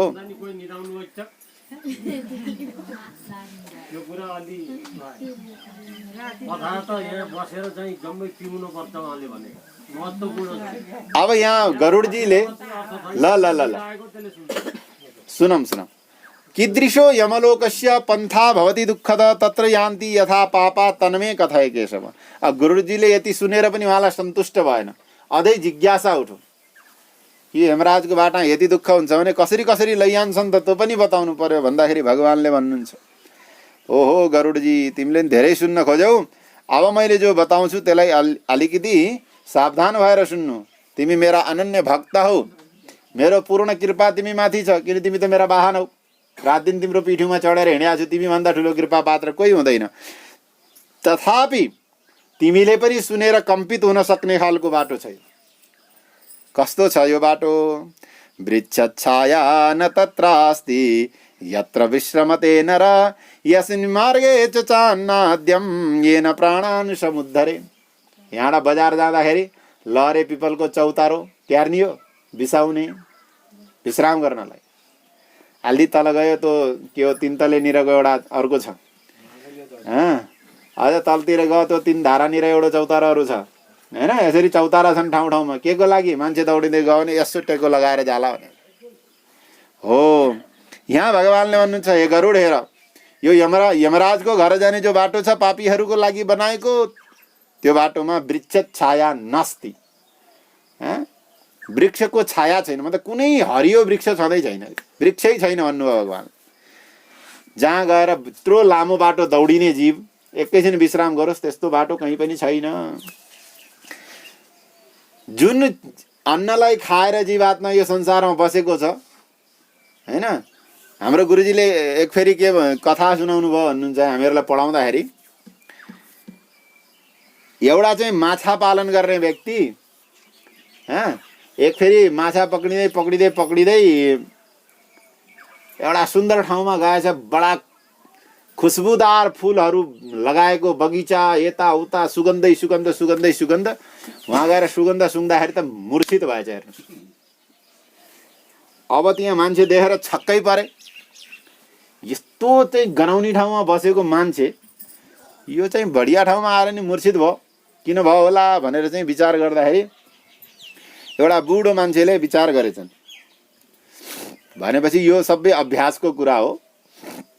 यो गनाउने ठाउँमा बसेको मान्छेलाई यो यहाँ बसाउने पनि गनाओ, त्यही भएर मूर्छित भयो। अब के गर्ने भनेपछि यसलाई त्यही गनाउने दिनु पर्यो भनेर चाहिँ त्यो एउटा युवक व्यक्तिलाई चाहिँ जहाँ माछा पालन गर्थ्यो त्यहीँ बोलाएर चाहिँ त्यहीँ चाहिँ त्यो माछाको गन्धमा आलित भएको चाहिँ लिपिएको चाहिँ गनाउने त्यो एउटा कपडा ल्याएर आएर त्यसको नाकमा लगाइदिँदाखेरि झ्याट्ट उठेर बस्यो अरे, है मलाई कसले यसो गर भन्थ्यो अरे। भनेपछि त्यो अभ्यास छ नि, अन्न खाएर बसेको जीवात्मा त जाँदाखेरि नि अन्न खोज्छ। भने यहाँ भगवानले गर्नुहुन्छ यस्मिन मार्गेन चान्नाद्यम येन प्राणान् समुद्धरेत्। त्यो बाटोमा अन्न पनि पाइँदैन, ब्रेड बिस्कुट केही पाइँदैन, जेरी पुडी सब यही हो, वहाँ केही छैन। न जलम दृश्यते क्वापि तृषितो तीव ये अपिबेत। धारा पनि छैनन् अरे बाटोमा। अनि धारो नभएर चलो केही बितिया थिएन। सूर्य फेरि 12 वटा उदित हुन्छन् अरे, पानी पर्दैन। 12 वटा सूर्य त्यो बाटोमा निरन्तर लागेका हुन्छन्। तलको बाटो त अब कति तातो होला त्यो चाहिँ शब्दमा भन्न गाह्रो छ। अनि एकैछिन 12 वटा सूर्य ताप्छन्। अनि यति अगाडि जाँदाखेरि त हिमालय छ, हिउँ नै हिउँ। त्यो भगभग पाकेका खुट्टा चिसो हिउँमा पर्दाखेरि के हाल होला। त्यो दुःख चाहिँ त्यहाँ त्यो बाटा पाइन्छ। अनि अलि अगाडि गयो त काँडावाला बाटो छ अरे। अब हेर्नु, तातोमा त ठिकै थियो, पोल्या थियो, एक फेरि चिसा हाल्यो, त्यहाँ दुःख। अब त तातो र चिसोले मिलेर जो खुट्टाको हालत हुन्छ, त्यहाँ जाएर काँडो कोपिँदाखेरि अब त कति दुःखदायी होला। यो पनि हामीहरूले जीवनमा विचार गरिराख्नुपर्छ है। पैसा सम्पत्ति गेहूँ कोदो भन्दा पनि पहिला त्यहाँ टेक्ने बेला के होला भनेर चाहिँ विचार गर्नुपर्छ। अब त्यस पछाडि त्यति पनि बिचारा दुःख पाएर अगाडि बढ्दै जाँदाखेरि अगाडि सिंह बसेको हुन्छ अरे, बाघ बसेको हुन्छ, कुकुर बसेका हुन्छन्, भयङ्कर भयङ्कर देख्दै डर लाग्ने। तिनीहरूले कोपार्छन् अरे। लामा लामा चाहिँ सुइरा भएका किडाहरू हुन्छन् अरे, अगाडि सुई लगाइराख्छन् तिनीहरूले। यस प्रकार यो लामो बाटो यात्रा गर्दा गर्दै ठाउँ ठाउँमा असीपत्र वन नाम गरेको वन पनि छ अरे। त्यसका पातहरू कस्ता छन्, ठ्याक्कै आँसीको धार, के भन्ने तलवारको धार। असीपत्र भनेको, असी भने तलवार, त्यसको धार जस्तै धारिला पात भएका वृक्षहरू, त्यसबाट जानुपर्छ। यस प्रकार कहीँ भीषण अन्धकार छ, कहीँ जलै जल छ, कहीँ जुका नै जुका छन् अरे। हेर्नुहोस्, जुकाले पिउँछन् तातो। अनि त्यो जुकाहरूले टोकेर गइसकेमा अगाडि हिलो त छ, सोध्छ यो हिला टेकेपछि त आनन्द होला, परन्तु त्यो हिलो चाहिँ भ्याद्भ्याद चाहिँ पाकेको ताउलो चाहिँ तातो छ। तातो हिलोमा चम्म हाल्दाखेरि उफ्रिन्छ। त्यहाँ अगाडि जाँदाखेरि कहीँ तातो बालुवा, कहीँ तामाका पाता बिछाएका छन्, ती तलको आगोले डढेर चाहिँ राता भएका छन्, त्यही माथि हिँडेर जानुपर्छ। यस प्रकार बाटोमा धेरै कष्टहरू भोग्दै भोग्दै भोग्दै त्यो जीवात्मालाई हिँड्नुपर्छ। कहीँ आगका चाहिँ ती फिलिङ्गा जो हुन्छन् उड्ने, तिनले पोल्छन् अरे शरीरमा ठाउँ ठाउँमा आएर। कहीँ ठुला ठुला ढुङ्गाहरू बर्सिन्छन्, कहीँ रगतै रगत छ, कहीँ तातो पानीबाट हिँड्नु परेको छ, कहीँ नुन हालेको पानीबाट हिँड्नु परेको छ, कहीँ ठुलो गहिरो खाल्टो छ, त्यहाँ भत्त तल झरिन्छ। अनि तान्छन् दूतहरूले। कहीँ फेरि चुचे पहाड छ, त्यहाँ चढ्नुपर्छ। यस्तो गरेर असाध्य कष्टको साथमा भरिँदै भरिँदै बिचबिचमा चाहिँ सडे गलेका वस्तुहरूका चाहिँ पोखरी बनाएका छन्, त्यहाँ डुबाउँदै लान्छन्। अत्यन्त कष्टको साथमा तो जीवात्मा यात्रा गर्दा गर्दा गर्दा एउटा नदीनिर पुग्छ, जसको नाम हो वैतरणी। वितरणम दानम इति। वितरण भनेको दान हो अरे, दिनु। ल बाबु तिमीले यो खायो भने दिनु अरूलाई, त्यसलाई वितरण भनिन्छ। वितरणबाट ही जसलाई पार गर्न सकिन्छ त्यो नदीको नाम वैतरणी। यो नदी कति ठुली छन् भन्दाखेरि 100 योजन। 100 योजन भनेको कति भयो? 100 योजन हजुरको लमसम 1200 किलोमिटर करिब आउँछ। 1200-12.5 किलोमिटर लामो यो नदी। अब त्यो नदीमा, अब त्यो नदीको वर्णन सुन्यो भने अझ डर लाग्दो छ। हेर्नुहोस्, त्यो नदीमा जल बग्दैन अरे, रगत बग्छ अरे। अनि त्यो रगतको साथ साथमा मांस अनि हाड अनि कपालका चाहिँ ती गोला गोला जो पानीमा एउटा हरियो हरियो हुन्छ नि, त्यो के भन्छ त्यसलाई? लेउ जस्तै भनौँ। त्यो पौडी राख्छ के, घाँस जस्तो हुन्छ। लेउ त तल लाग्ने चिप्लिने होला, तर त्यसमा खुट्टो अड्क्यो भने मान्छे त्यहीँ भित्रै जान्छ अरे। यहाँ शिवार भन्छ त्यसलाई, चाहिँ शिवाली भन्छ। हो, केशरूपी शिवालीहरू छन् अरे त्यो बिचबिचमा, जहाँ अड्केर मान्छे त्यहीँको त्यहीँ अड्किन्छ। ठुला ठुला गोहीहरू त्यहाँ बस्छन्, अनेकौं पक्षीहरू त्यहाँ बस्छन्। यो नदीमा पापी जीवहरूले अनेक कष्ट भोग्दै भोग्दै भोग्दै भोग्दै यो नदीलाई पार गर्छन्। परन्तु यो नदीनिर पापात्मा जाँदा बित्तिकै त्यो नदी उम्लिन थाल्छिन् अरे, भगभग उम्लिने। तस्य दर्शन मात्रेण पापास्युर गत चेतना, पापीहरू त्यसलाई देख्दा बित्तिकै बेहोस हुन्छन्। यदि अतः अब यहाँ धेरै भनेको छ, धेरै दुःखहरू वर्णन गरेको छ। अब यसलाई हामीले सानो समयमा बुझ्नु पर्दा के भन्दाखेरि यस प्रकारको जो वैतरणी नदीको जो दुःख छ, यो दुःखलाई पार गर्ने जो साधन एउटै छ, मैले पहिले नै भनिसकेँ, भगवानको आश्रय। त्यो आश्रय बिना हामीहरू यसबाट पार हुन सक्दैन। किन अगाडि गएर यमराजका दूतहरूले के भन्छन् भने, हे जीवात्मन, तैँले राम्रो काम गरेनस्, राम्रो काम गरेको भए भगवान हरिको आश्रय पाएर त सरलै जाने थिइस्। हामी त विवश छौँ यार, हामीलाई त माथिबाटै लौरो लगाई भनेर पठाएको, तँलाई हामीले कुटिने नि भनेर कुटिराख्छन् अरे। यो पनि यमराजका दूतहरूले अगाडि भन्छन्। अब यस प्रकार त्यो नदीको नजदिक पुगिसके पछाडि त्यो चेतना छ, चेतना शून्य भएपछि अनि तिनीहरूले आएर त्यो जीवलाई सोध्छन् अरे, महता पुण्ययोगेन मानुषम जन्म लभ्यते तत्र पाप्य न कृतो धर्म कीदृशो हि मया कृतम। उनले आएर यो सोध्छन्, तैँले राम्रो कुनै काम गरिस् क्या हो भनेर सोद्धाखेरि ऊ चाहिँ अब त्यो जीवात्मा जो छ त्यो हाहाकार गर्दै आफ्नो कर्मको बारेमा सोच्न थाल्छ। मया न दत्तम न हुतम हुतासने तपो न तप्तम त्रिदशा न पूजिता न तीर्थ सेवा विहिता विधान तो देहिन क्वचिन स्तरयत्वया कृतम। हे देही, उही जीवात्माले आफूलाई भन्दैछ, हे देही, देहमा रहेर आएको म जीवात्मा, न मया दत्तम, मैले जीवनमा दान गरिन, न हुतम हुतासने, हवन गरिन, तपो न तप्तम, कहिल्यै तपस्या गरिन। एकादशीको दिन आयो, बिहानै भोक लाग्यो, बिहानै बासी भात र रोटी खायो। हो त्यस्तो मान्छेलाई कसरी वैतरणी नदी पार गर्न सक्छ? त्रिदशा न पूजिता, बिहान उठ्यो दातुन गर्नु नि छैन, हात धुनी पनि छैन, ब्रेड र रोटी बिस्तरमै चबाउन थाले, त्यस्ता मान्छेलाई कसरी भगवानले साथ दिनुहोला? न तीर्थ सेवा विहिता, होटलमा गयो दुनियाँभरको खानु नखानु खायो तर मुक्तिनाथको यात्रा कहिल्यै गरेन। त्यसको कसरी यो संसार सागरबाट पार हुने अवसर प्राप्त होला? मैले कहिल्यै ब्राह्मणको सेवा गरिन, सत्पुरुषको सेवा गरिन, परोपकारको कार्य गरिन। अहे देही, तेरो यो संसार, यो वैतरणी नदीमा पार गराउने साथी को होला? क्वचिन निस्तरयत्वया कृतम जलाशयो नैव कृतो हि निर्जले। अब यहाँ अरू दुखी व्यक्तिहरूले पानी पिउन् भनेर धारो बनाइएन, पशुपक्षीहरूको सेवा गरिएन, गौको सेवाको लागि, ब्राह्मणको सेवाको लागि, भगवत सेवाको लागि, दान धर्ममा आफूले सहयोग गरिएन भने यी सब कुराहरूबाट वञ्चित भएको जीवात्मालाई वैतरणी नदीमा साथी कोही पनि प्राप्त हुँदैन। न नित्यदानं न गवान्निकं कृतं न वेद शास्त्रार्थ वच प्रमाणितं श्रुतं पुराणं न च पूजितो ज्ञो देहिन क्वचिन निस्तरयत्वया कृतं। तैँले कहिल्यै पनि आफूभन्दा ठुला व्यक्तिको, गुरुहरूको, मातापिताको सेवा गरिनस्, पुराणहरूलाई सम्मानित गरिनस्। विदेशबाट आएर कसैले राम्रो कुरो हो भनेर सुनाइदियो भने इङ्ग्लिसमा रट्यो, तर गीताको श्लोक, वेदका मन्त्र, पुराणहरूका श्लोकहरू याद गर्ने, आफ्नो धर्मशास्त्रको प्रचार प्रसार गर्ने काम गरिन भने क्वचिन निस्तरयत्वया कृतम। तैँले अर्काको राम्रो चाहिँ देख्ने, आफ्नो राम्रो नदेख्ने, तँलाई कसरी तार लगाउन सकिन्छ भनेर त्यो जाने जो जीवात्मा छ त्यसको लागि यहाँ वर्णन गर्नुभयो। अगाडि भन्नुहुन्छ अब यो जीवात्मा दुई प्रकारकै हुन्छन् हेर्नुहोस्, पुरुष जीवात्मा र स्त्री जीवात्मा।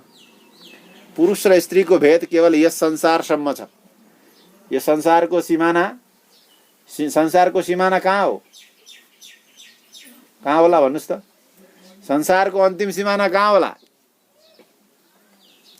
देहश्चितायाम परलोक मार्गे, चितासम्म हो। चितापछि अगाडि संसारको सिमाना छैन, त्यो अर्कै संसार सुरु हुन्छ।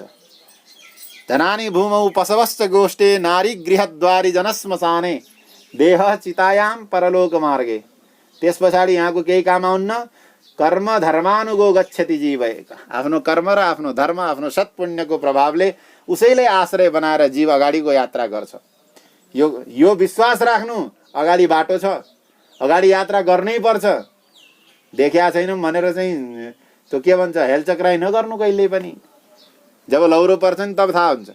जस्तै आजकलका ठिटाहरू गर्छन् नि, कसले के गर्छ भने हिँडे बजार पुग्दाखेरि लौरो लगाइदियो पुलिसवालाले भने त्यहाँबाट फेरि छाम्दै आए जस्तै हाल हुन्छ भने चाहिँ कहिले पनि हेलचक्राइ नगर्नु। जो हामीले देखेका छैनौँ त्यो वस्तु छ, जो पुराणमा भनिएको छ त्यो दण्ड मिल्छ, यो विश्वास गर्नु।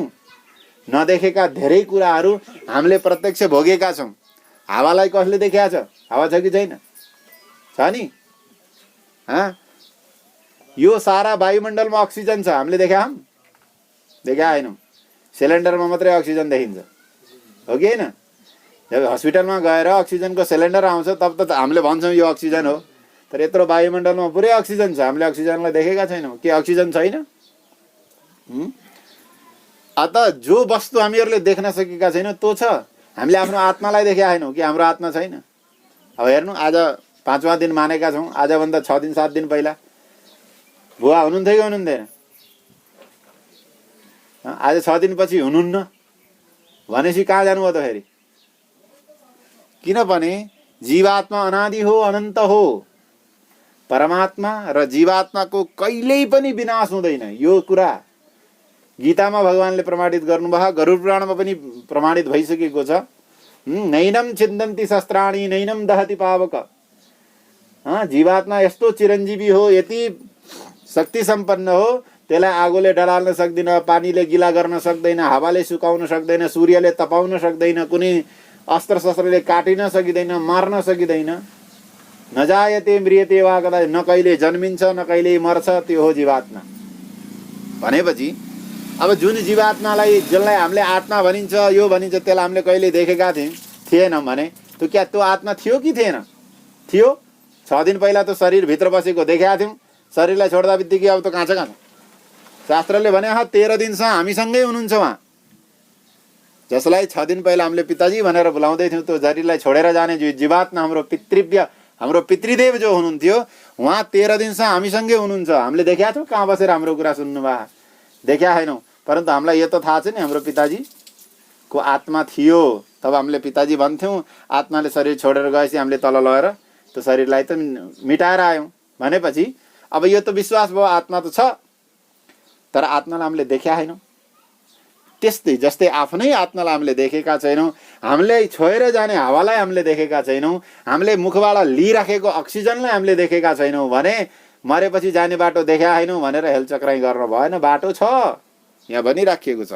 अतः यस प्रकार अब यहाँ भगवानले जो हाम्रो भेद बुद्धि जो छ स्त्री र पुरुषको, तो स्त्रीको बारेमा नि भन्नुभयो। भर्तुर्मया नैव कृतं हितं वच पतिव्रतं नैव कदापि पालितं न गौरवं क्वापि कृतं गुरुचितं देहिन क्वचिन्निस्तरयत्वया कृतं। स्त्री शरीरमा रहेर गएको जीवात्मा यदि त्यहाँ पुग्यो, कर्म बिग्रेको छ भने उसले यस प्रकार पश्चाताप गर्छ अरे, भर्तुर्मया नैव कृतं हितं वच। पतिदेवले राम्रा राम्रा कुरा गर बुढी भनेर भन्नुभएको थियो, मैले त गरिनँ बा, अब क्यारेर होला। पतिव्रतम नैव कदापि पालितम, पातिव्रत धर्म मैले पालना गरेन। पातिव्रत धर्म भनेको पतिको सेवा गर्नु, पतिको आज्ञाको पालना गर्नु, पतिको बसमा रहनु, पतिले भनेका बाटा देखाएका कुरामा चल्नु। आफूलाई असन्तुष्ट भयो भने थर्काएर हे बुढा भन्ने होइन। हजुरले यसो भन्नुभएको थियो, मलाई अलि चित्त बुझेन कि यो ठिक हो कि होइन, सल्लाह गर्नु तर नथर्काउनु हो। यस प्रकारको जो व्रत छ यसलाई पतिव्रत भनिन्छ। त्यसको पालना गरिएन, बुढालाई भन्नु नभन्नु पनि भन्यो, अगाडि भन्न नसके पल्लो घरमा गएर भन्यो होइन। अब यो पल्लो घरमा गरेको कुरा पनि उहाँ माथि त जाँदो रहेछ। नगौरवम क्वापि कृतं गुरुचितम। आफ्नो श्रीमानलाई मभन्दा श्रेष्ठ हुन्, मेरो रक्षाको लागि हुन्, भगवानको रूप हुन् भनेर कहिले पनि मैले गरिनँ। अब के गर्ने त, कसरी म पार गरुली भनेर चाहिँ त्यो जीवात्मा जो छिन्, स्त्री रूपमा रहेका जो जीवात्मा छन्, तिनले यस प्रकार चिन्तन गर्छन्। यस प्रकार चिन्तन गर्दै गर्दै बहुत विलाप गर्दै गर्दै ती पुरुष शरीरमा रहेको जीवात्माले र नारी शरीरमा रहेको जीवात्माले कष्ट भोग्दै भोग्दै अगाडिको बाटो यात्रा गर्छिन् भनेर यहाँ संसारमा ऊ जीवात्माले गरेको जो कष्ट छ त्यसको अनुभूति भगवानले यहाँ बताउनु भयो। अब यस प्रकार मनुष्यले शरीर छोडे पछाडि यहाँ यात्रा गर्दै गर्दै अगाडि बढ्दै जान्छ भन्ने कथा हामीहरूले श्रवण गर्यौं। अब यहाँ अगाडि के भन्नुहुन्छ भने 10 सप्तदिनान्यको वायुवेगेन गच्छति 18 दिने तार्क्ष प्रेत सौम्यपुरम व्रजेत। अहिले अगाडि हामीले जो 16 पुर हामीले पढेका थियौं, सौम्यपुर, बहुभीतिपुर आदि जो पुरहरू थिए ती पुरहरू आउँछन् अरे। त्यसमा भन्नुहुन्छ 17 दिनसम्म एक्लै वायुवेगमा दौडिने हो अरे। 13 दिनपछि देखि लिएर 17 दिनसम्मको जो दूरी छ एक्लै वायुको जति स्पिडमा वायु दौडिन सक्छन् त्यति स्पिडमा ऊ जीवात्मा भाग्छ। 18वां दिन जब चलिरहेको हुन्छ त्यतिखेर पहिलो जो नगर छ विश्राम गर्नको लागि त्यो हो सौम्यपुर। त्यो सौम्यपुरमा जान्छ। त्यसपुरमा गएर अनेक प्रकारका प्रेतका गणहरू छन्, तिनीहरूसँग मिल्छ। पुष्पभद्रा नाम गरेकी नदी छन्, तिनको दर्शन गर्छ र अत्यन्त सौम्य देखिने एउटा वृक्ष देखिन्छ। त्यो वृक्षमा गएर आडेस लगाउँछ। कुन वृक्ष भने कि बरको वृक्ष। बरको वृक्ष त्यहाँ देखिन्छ। त्यस नगरमा यमराजका दूतहरूले त्यसको थकाइ मेटाउनको लागि एकैछिन बिसाउन दिन्छन् र वहाँ गएर आफ्ना छोराछोरी नाति नातिनाहरूलाई देखेर अलिकति के गर्छ, यति शान्ति प्राप्त गरे झै अनुभव गर्छ। श्री लक्ष्मीनारायण भगवानको जय। यस प्रकार आफ्नो धन, आफ्ना श्रीमती, आफ्ना बुहारी, छोराहरू सबैलाई स्मरण गर्दै गर्दै बसिरहेको बेला उसको मनमा एउटै सोच आउँछ अरे, क्व धनम क्व सुता जाया क्व सिद्ध क्व च बान्धवा स्वकर्मोपार्जितं भोक्ता मूढयाहि चिरम पथि।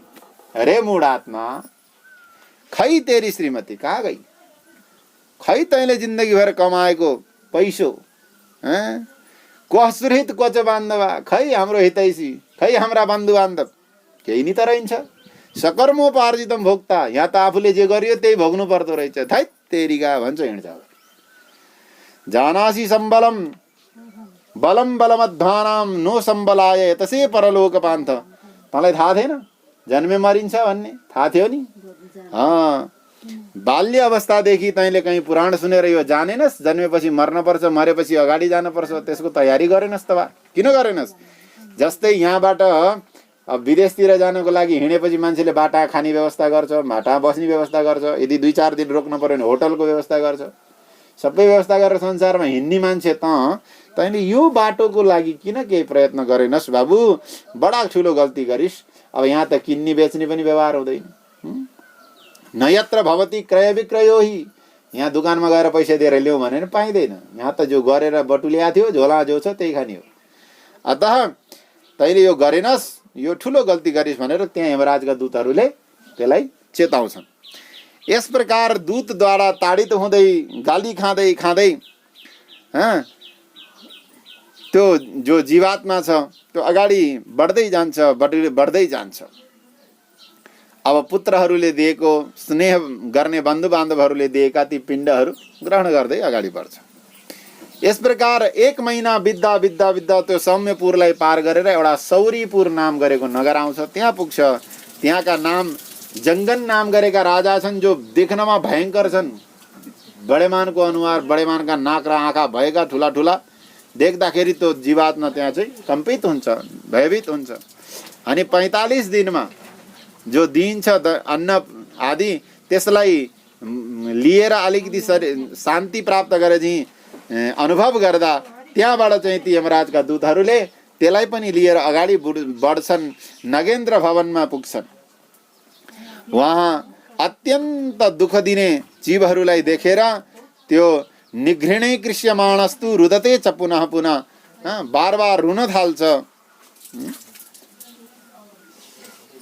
र 2 महिना व्यतीत हुँदा हुँदै त्यो उलाई पुरलाई पनि पार गरेर अगाडिको यात्रा लिँदै लिँदै लिँदै गन्धर्व पत्तन नाम गरेको पुरमा जीवात्मा पुग्छ। त्यहाँ 3 महिनाको पिण्डलाई भोग गर्छ। शैलागम नाम गरेको पुरमा 4थो महिनामा जान्छ र त्यहाँ छोराहरूले दिएको पिण्ड आदि प्राप्त गर्छ। यी सबै पुरको यात्रा गर्दा गर्दा गर्दा ती यमराजका दूतहरूले त्यसलाई दण्ड दिन छोडेका छैन। त्यत्तिकै यात्रा भए होइन, ताडना भइरहेको छ, रुवाई धुवाई चलिरहेको छ र जीवात्मा जो जाँदैछ उसले आफूले गरेको गल्ती, आफूले गरेका कर्महरूलाई स्मरण गर्दै गर्दै जाँदैछ। यस प्रकार यी सम्पूर्ण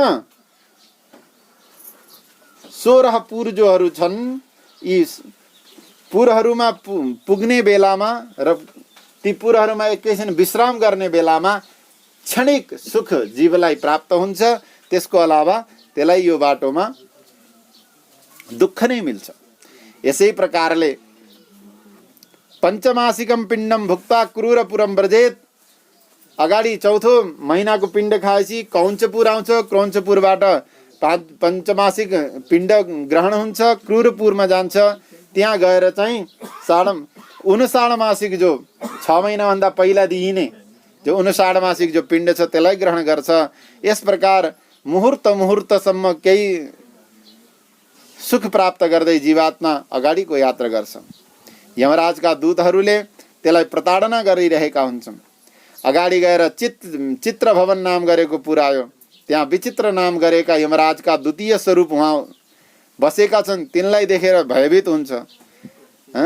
वयम तु तर्तु कामाय वैतरणीम नदीम नावमादाय सम्प्राप्ता यदि ते पुण्यमिदृशिम। अगाडि बढ्दाखेरि 6औं महिनाको समय चलिरहेको बेलामा ऊ वैतरणी नदीनिर पुग्छ जीवात्मा, जसको वर्णन हामीले पहिला सुन्यौँ, वैतरणी नदी यस्ती उस्ती भन्ने। त्यो वैतरणी नदीनिर पुगेपछि जो भगवानका भक्तहरू अथवा पुण्यात्मालाई लैजाने जो जीवहरू वहाँ नियुक्त छन्, तिनीहरू एउटा डुङ्गा लिएर अथवा एउटा उड्ने विमान लिएर त्यहाँ आउँछन् अरे। अनि त्यसलाई सोध्छन्, बाबु वयम तु तर्तु कामाय महावैतरणीम नदीम नावमादाय सम्प्राप्ता यदि ते पुण्यमिदृशी। यदि तिमी पुण्य रूपी पैसो छ भने हामीले तिमीलाई डुङ्गामा राखेर यो वैतरणी नदी पार गराइदिन्छौँ भनेर सोध्न आउँछन्। अब दानम वितरणम प्रोक्तम मुनिभिः तत्त्वदर्शिभिः इयं सा तीर्यते यस्मात् तस्मात् वैतरणी स्मृता। यदि त्वया प्रदत्ता गौ, यदि तिमीले गौदान गरेका छौ भने आइजाऊ, बस डुङ्गामा, म पार लगाइदिन्छु। नान्यथेति वचस्तेषां श्रुत्वा हादैव भासते। अब उसले गौदान गरेका छौ भन्दाखेरि छैन हजुर भन्दा बित्तिकै अब ऊ त रुन थाल्छ, किन उनीहरू गइहाल्छन्। गएपछि कसले पार लगाइदिनु। तम दृष्ट्वा कथते सातु ताम दृष्ट्वा सोति क्रन्दते अदत्त दान पापात्मा तस्यामेव निवज्जति। अब दान नदिएको, पुण्य नभएको हुँदाखेरि अब त्यही त रगत बहिरहेकी त्यसमा डुब्की लगाउँदै लगाउँदै अगाडि जान्छ। अब त्यो कसरी डुब्की लगाउँछ भन्नुहुन्छ भने एक सेकेन्ड भन्दा त अलि धेरै नै होला, स्वाट त रगतमा डुब्छ अरे, सिधै पातालमा पुग्छ। सेकेन्ड भर त्यहाँ रोकेर फुट फेरि माथि आउँछ अनि त्यो रगतमा पौडिन थाल्छ। यसरी डुबुल्की लाउँदा लाउँदा लाउँदा लाउँदा धेरै समयसम्म त्यहीँ डुबुल्की राख्छ। अनि त्यहाँबाट त डुब्नी उफ्रिनी हुँदाखेरि दूतहरूलाई रिस उठ्छ हेर्नुहोस्। अनि कसैलाई धनुषले कोपेर लैजान्छन्। अनि त माछा पक्रिँदाखेरि अगाडि लाउँछन् नि पिन जस्तो हो, त्यस्तै पिनमा कसैलाई कोपे अनि त्यहाँबाट तान्न थाले। धेरै समय, अब 100 योजन थोरै होइन नि, त्यो नदी पुरै पार गराउनु पर्यो। यस प्रकार अत्यन्त कष्टको साथमा त्यसलाई अनि त्यहाँबाट त्यो वैतरणी नदी पार गरेपछि यहाँ जो 6 महिनामा छोराले पिण्ड दिए त उहाँ ट्रान्सफर भएर जान्छ। अनि त्यसलाई ग्रहण गरेर ती जीवात्मा अगाडि बढ्छन्। 7औं महिनामा बहुहापद नाम गरेको पुरमा पुग्छन्। त्यहाँ पुत्रहरूद्वारा दिएको सप्तम मासको जो पनि छ द्रव्य त्यसलाई स्वीकार गर्छन्। अष्टमे मासे प्रदत्तम यत्पिण्डम भुक्ता प्रसरपति नवसे मासी सम्पूर्णे नाना क्रन्दपुरम व्रजेत। 9वां महिनामा नाना क्रन्द नाम गरेको पुरमा पुग्छन्। त्यहाँ अनेक प्रकार रुदन गर्ने गण हुन्छन् अरे यमराजका। तिनीहरू रोएको सुनेर त झन् चिल्लाइ चिल्लाइ रुन थाल्नुपर्छ। त्यहाँ स्वयं च शून्य हृदय समाक्रन्दन्ति दुःखिता। आफू स्वयं शून्य हृदय मतलब सोचविहीन भएर रुन थाल्छ। विहाय तत्पुरम प्रेतस्तर्जितो यमकिङ्करै सुतप्त भवनम गच्छेत्। 10मीं मासी कृच्छत। 10वां महिनामा सुतप्त भवनमा जान्छ, जहाँको सुतप्त भवन यस्तो भवन जहाँको जो भुइँ छ त्यो तातो छ, एकदम लगभग रातो फलाम झैँ हो त्यो भवनमा गएर 10वां महिनामा पिण्डदानम दलम तत्र भुक्ता च नसुखी भवे, त्यो सुतप्त भवनमा गएर पिण्ड जल लिएर पनि सुखी हुँदैन।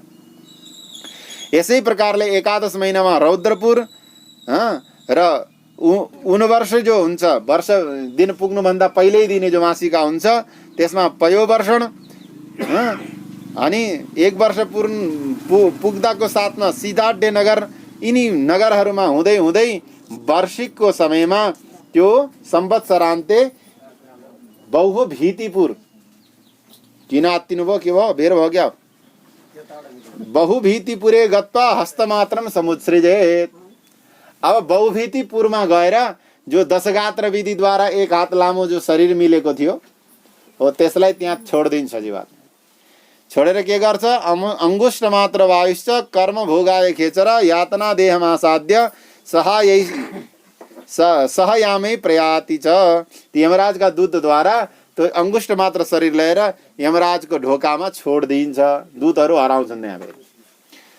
अब चारैतिर हेर्छ, कोही छैन, केही छैन, के गर्ने भनेपछि त्यहाँ रुन थाल्छ।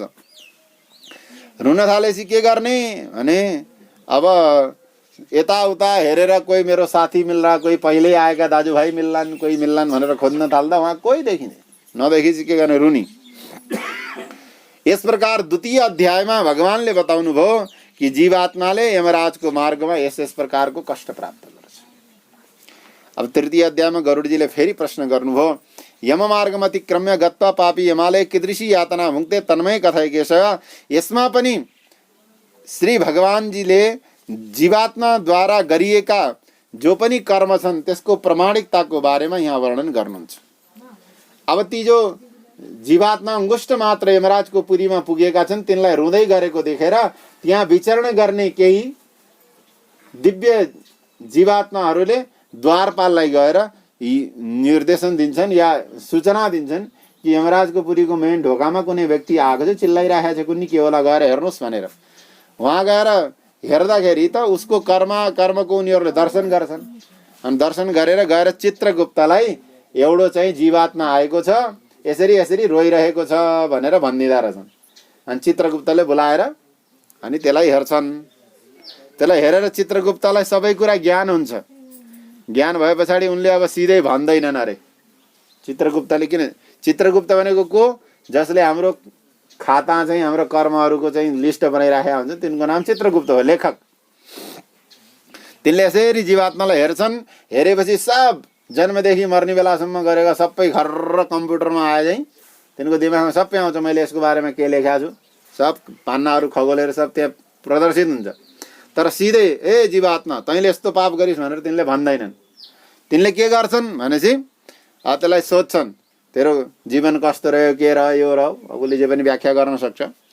त्यस पछाडि जब उसले आफ्नो राम्रो राम्रो त बताउँछ, नराम्रो लुकाउँछ, यो जीवात्माको स्वभाव हो। मैले गल्ती गरेँ भन्न, त्यसलाई त्यस्तै पारे पुलिसले लौरो लिएर आउनु पर्ला।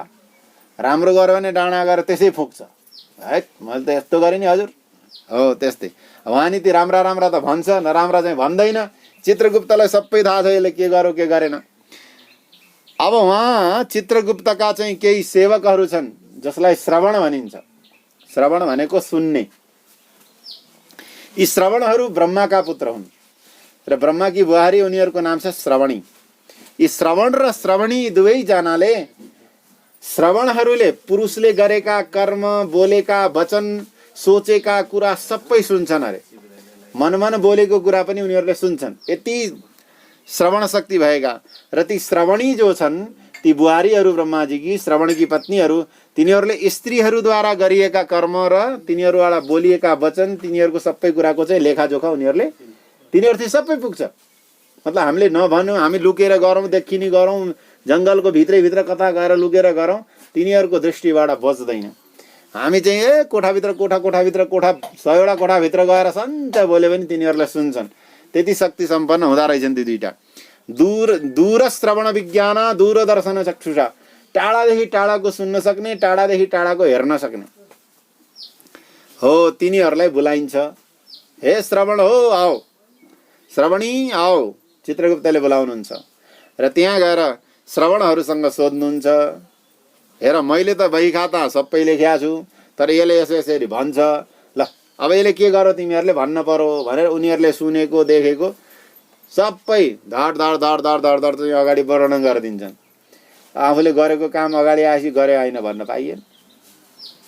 कति फेरि होइन भन्ने, गरेकै होस् भन्छ उहाँ त 10वटा छन्, 20वटा छन्, कतिवटा छन्, सबैले मैले देखेको भन्दैसी त गवाह त प्रमाणित हुन्छ। त्यस्तै स्त्रीहरूमा चाहिँ ब्राह्मणीहरूले पनि त बताउँछन्, अनि त्यो बताइसके पछाडि एक दुई फेरि टाउको हल्लाए पनि अन्तमा स्वीकार गर्नै पर्छ। अनि त्यहाँबाट अझै नि तेरो गल्ती छ भाइ बताई भनेर भन्दाखेरि होइन यहाँभन्दा त धेरै नहोला भन्दाखेरि अगाडि फेरि गवाह पेश गर्नुहुन्छ चित्रगुप्तले। आदित्य चन्द्रमा वनिलो नलश्च देवभूमिरापो हृदयं यमश्च अहस्य रात्रि चौवे च सन्धे धर्मश्च जानाति नरस्य वृत्तम। आदित्य भनेको सूर्य, सूर्यलाई बोलाउनुहुन्छ। चन्द्रमा रात्रिको कामको लागि चन्द्रमालाई बोलाउनुहुन्छ। अनिल वायुलाई बोलाउनुहुन्छ, अनल अग्निलाई बोलाउनुहुन्छ, देव आकाशलाई बोलाउनुहुन्छ, भूमि भुइँलाई बोलाउनुहुन्छ, आपह जललाई बोलाउनुहुन्छ, हृदयम हाम्रो हृदयलाई पनि बोलाउनुहुन्छ, हृदयका जो देवता हुन् उनलाई। यमश्च अनि यमराजलाई पनि उहाँ उपस्थित गराउनुहुन्छ चित्रगुप्तले। अह दिन रात्रि, रात्रिका देवता, उभे च सन्धे बिहानको सन्ध्या बेलुकीकी सन्ध्या ती देवरूपमा उहाँ पुग्छन्। हजुरको धर्म देवरूपमा उहाँ पुग्छ। यी सबैले त्यो जीवात्माले गरेका जति पनि कर्म छन्, लुकेका छुपेकादेखि लिएर देखिएसम्मका सब वर्णन गरिदिन्छन्। अन्तमा गएर एवं सुनिश्चयं कृत्वा पापीनां पातकं यमः आहूय तान्निजं रूपं दर्शयन्त्यति भीषणम्। जब सबै तर्फबाट आफ्नो कर्म निश्चित भएर दण्ड निश्चित भएपछि तब बल्ल यमराज आफ्नो भयङ्कर तो भैँसीमा सवारवाला रूप लिएर आउनुहुन्छ। भैँसीमा सवार भएका रूपमा आएर भयङ्कर रूप देखाए पछाडि त त्यो चेतना शून्य हुन्छ। अब कसरी ठुट बसे चाहिँ श्री विष्णु भगवानको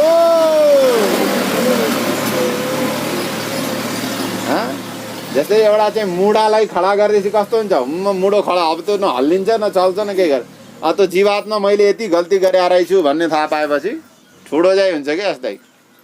अनि त्यहाँबाट जो यमराज छन् तिनलाई रिस उठ्छ, मलाई देखेपछि नि यस्तो गर्ने, यसलाई लगाएर दण्डित गरा भनेर दूतहरूलाई दिए पछाडि त अनि तिनीहरूले भो भो पापा दुराचार अहङ्कार प्रदर्शिता किमर्थम अर्जितम पापम युष्माभिरविवेकी भी। हे अविवेकी, तैँले किन पापलाई आफ्नो झोलीमा भरिस भनेर चाहिँ सम्पूर्ण कर्म देखाउँदै तिनलाई ताडना दिनुहुन्छ। र चित्रगुप्तले भन्छन्, हे जीवात्मा हेर, यहाँ मूर्ख र पण्डित विद्वान र छोटो र सानो हजुरबाउ र नाति हुँदैन, यहाँ त सबैलाई बराबर हिसाब किताब हुन्छ। अतः यो वाक्यलाई सुनेर ऊ आफ्नो कर्मलाई सुन्दै सुन्दै बहुत चिन्तित हुन्छ, धेरै लज्जित हुन्छ, दुःखमा डुबिन्छ। त्यही बेला यमराजका दूतहरू लिएर आउँछन् र एक पासमा बाँधेर त्यसलाई नरकतिर कुदाउँछन्। नरक जाने बेला एउटा जलिरहेको अग्नि सदृश एउटा वृक्ष छ अरे।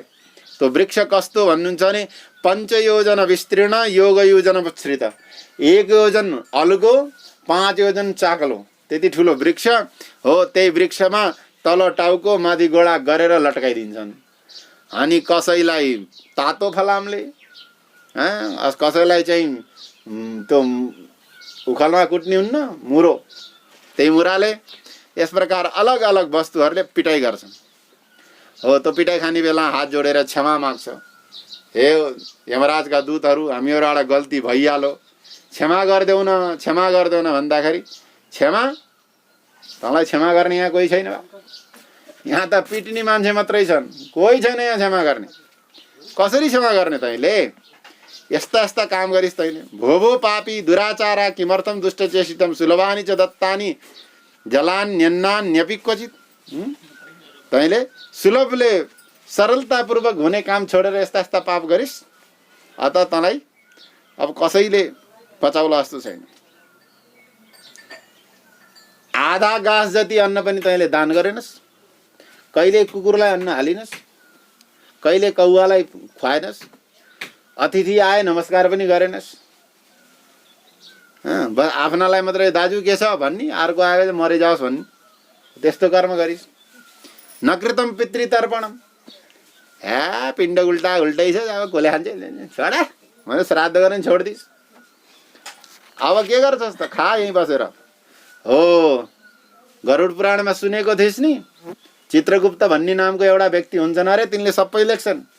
यमराज नाम गरेका एउटा देवता हुन्छन्, उनीले लौरो लाउँछन्। त्यति बेला बुद्धि जागेन। न जप्तम तयोर मन्तो न भवेद येन यातना, उनीहरूको नाम जपेको भए, उनीहरूले दिने दण्डको स्मरण गरेको भए केही जप गर्थिस् होला, केही पुण्य गर्थिस् होला, त आज यातना भोग्न पर्ने थिएन। अब नगरे पछाडि त यहाँ कोही तँलाई बचाउने मान्छे छैन। किन? क्षमा पराधस्ते कुरुते भगवान हरिश्वर वयम तु सापराधानाम दण्डदा हितदा ज्ञेय। हाम्रो त कामै काट्ने हो।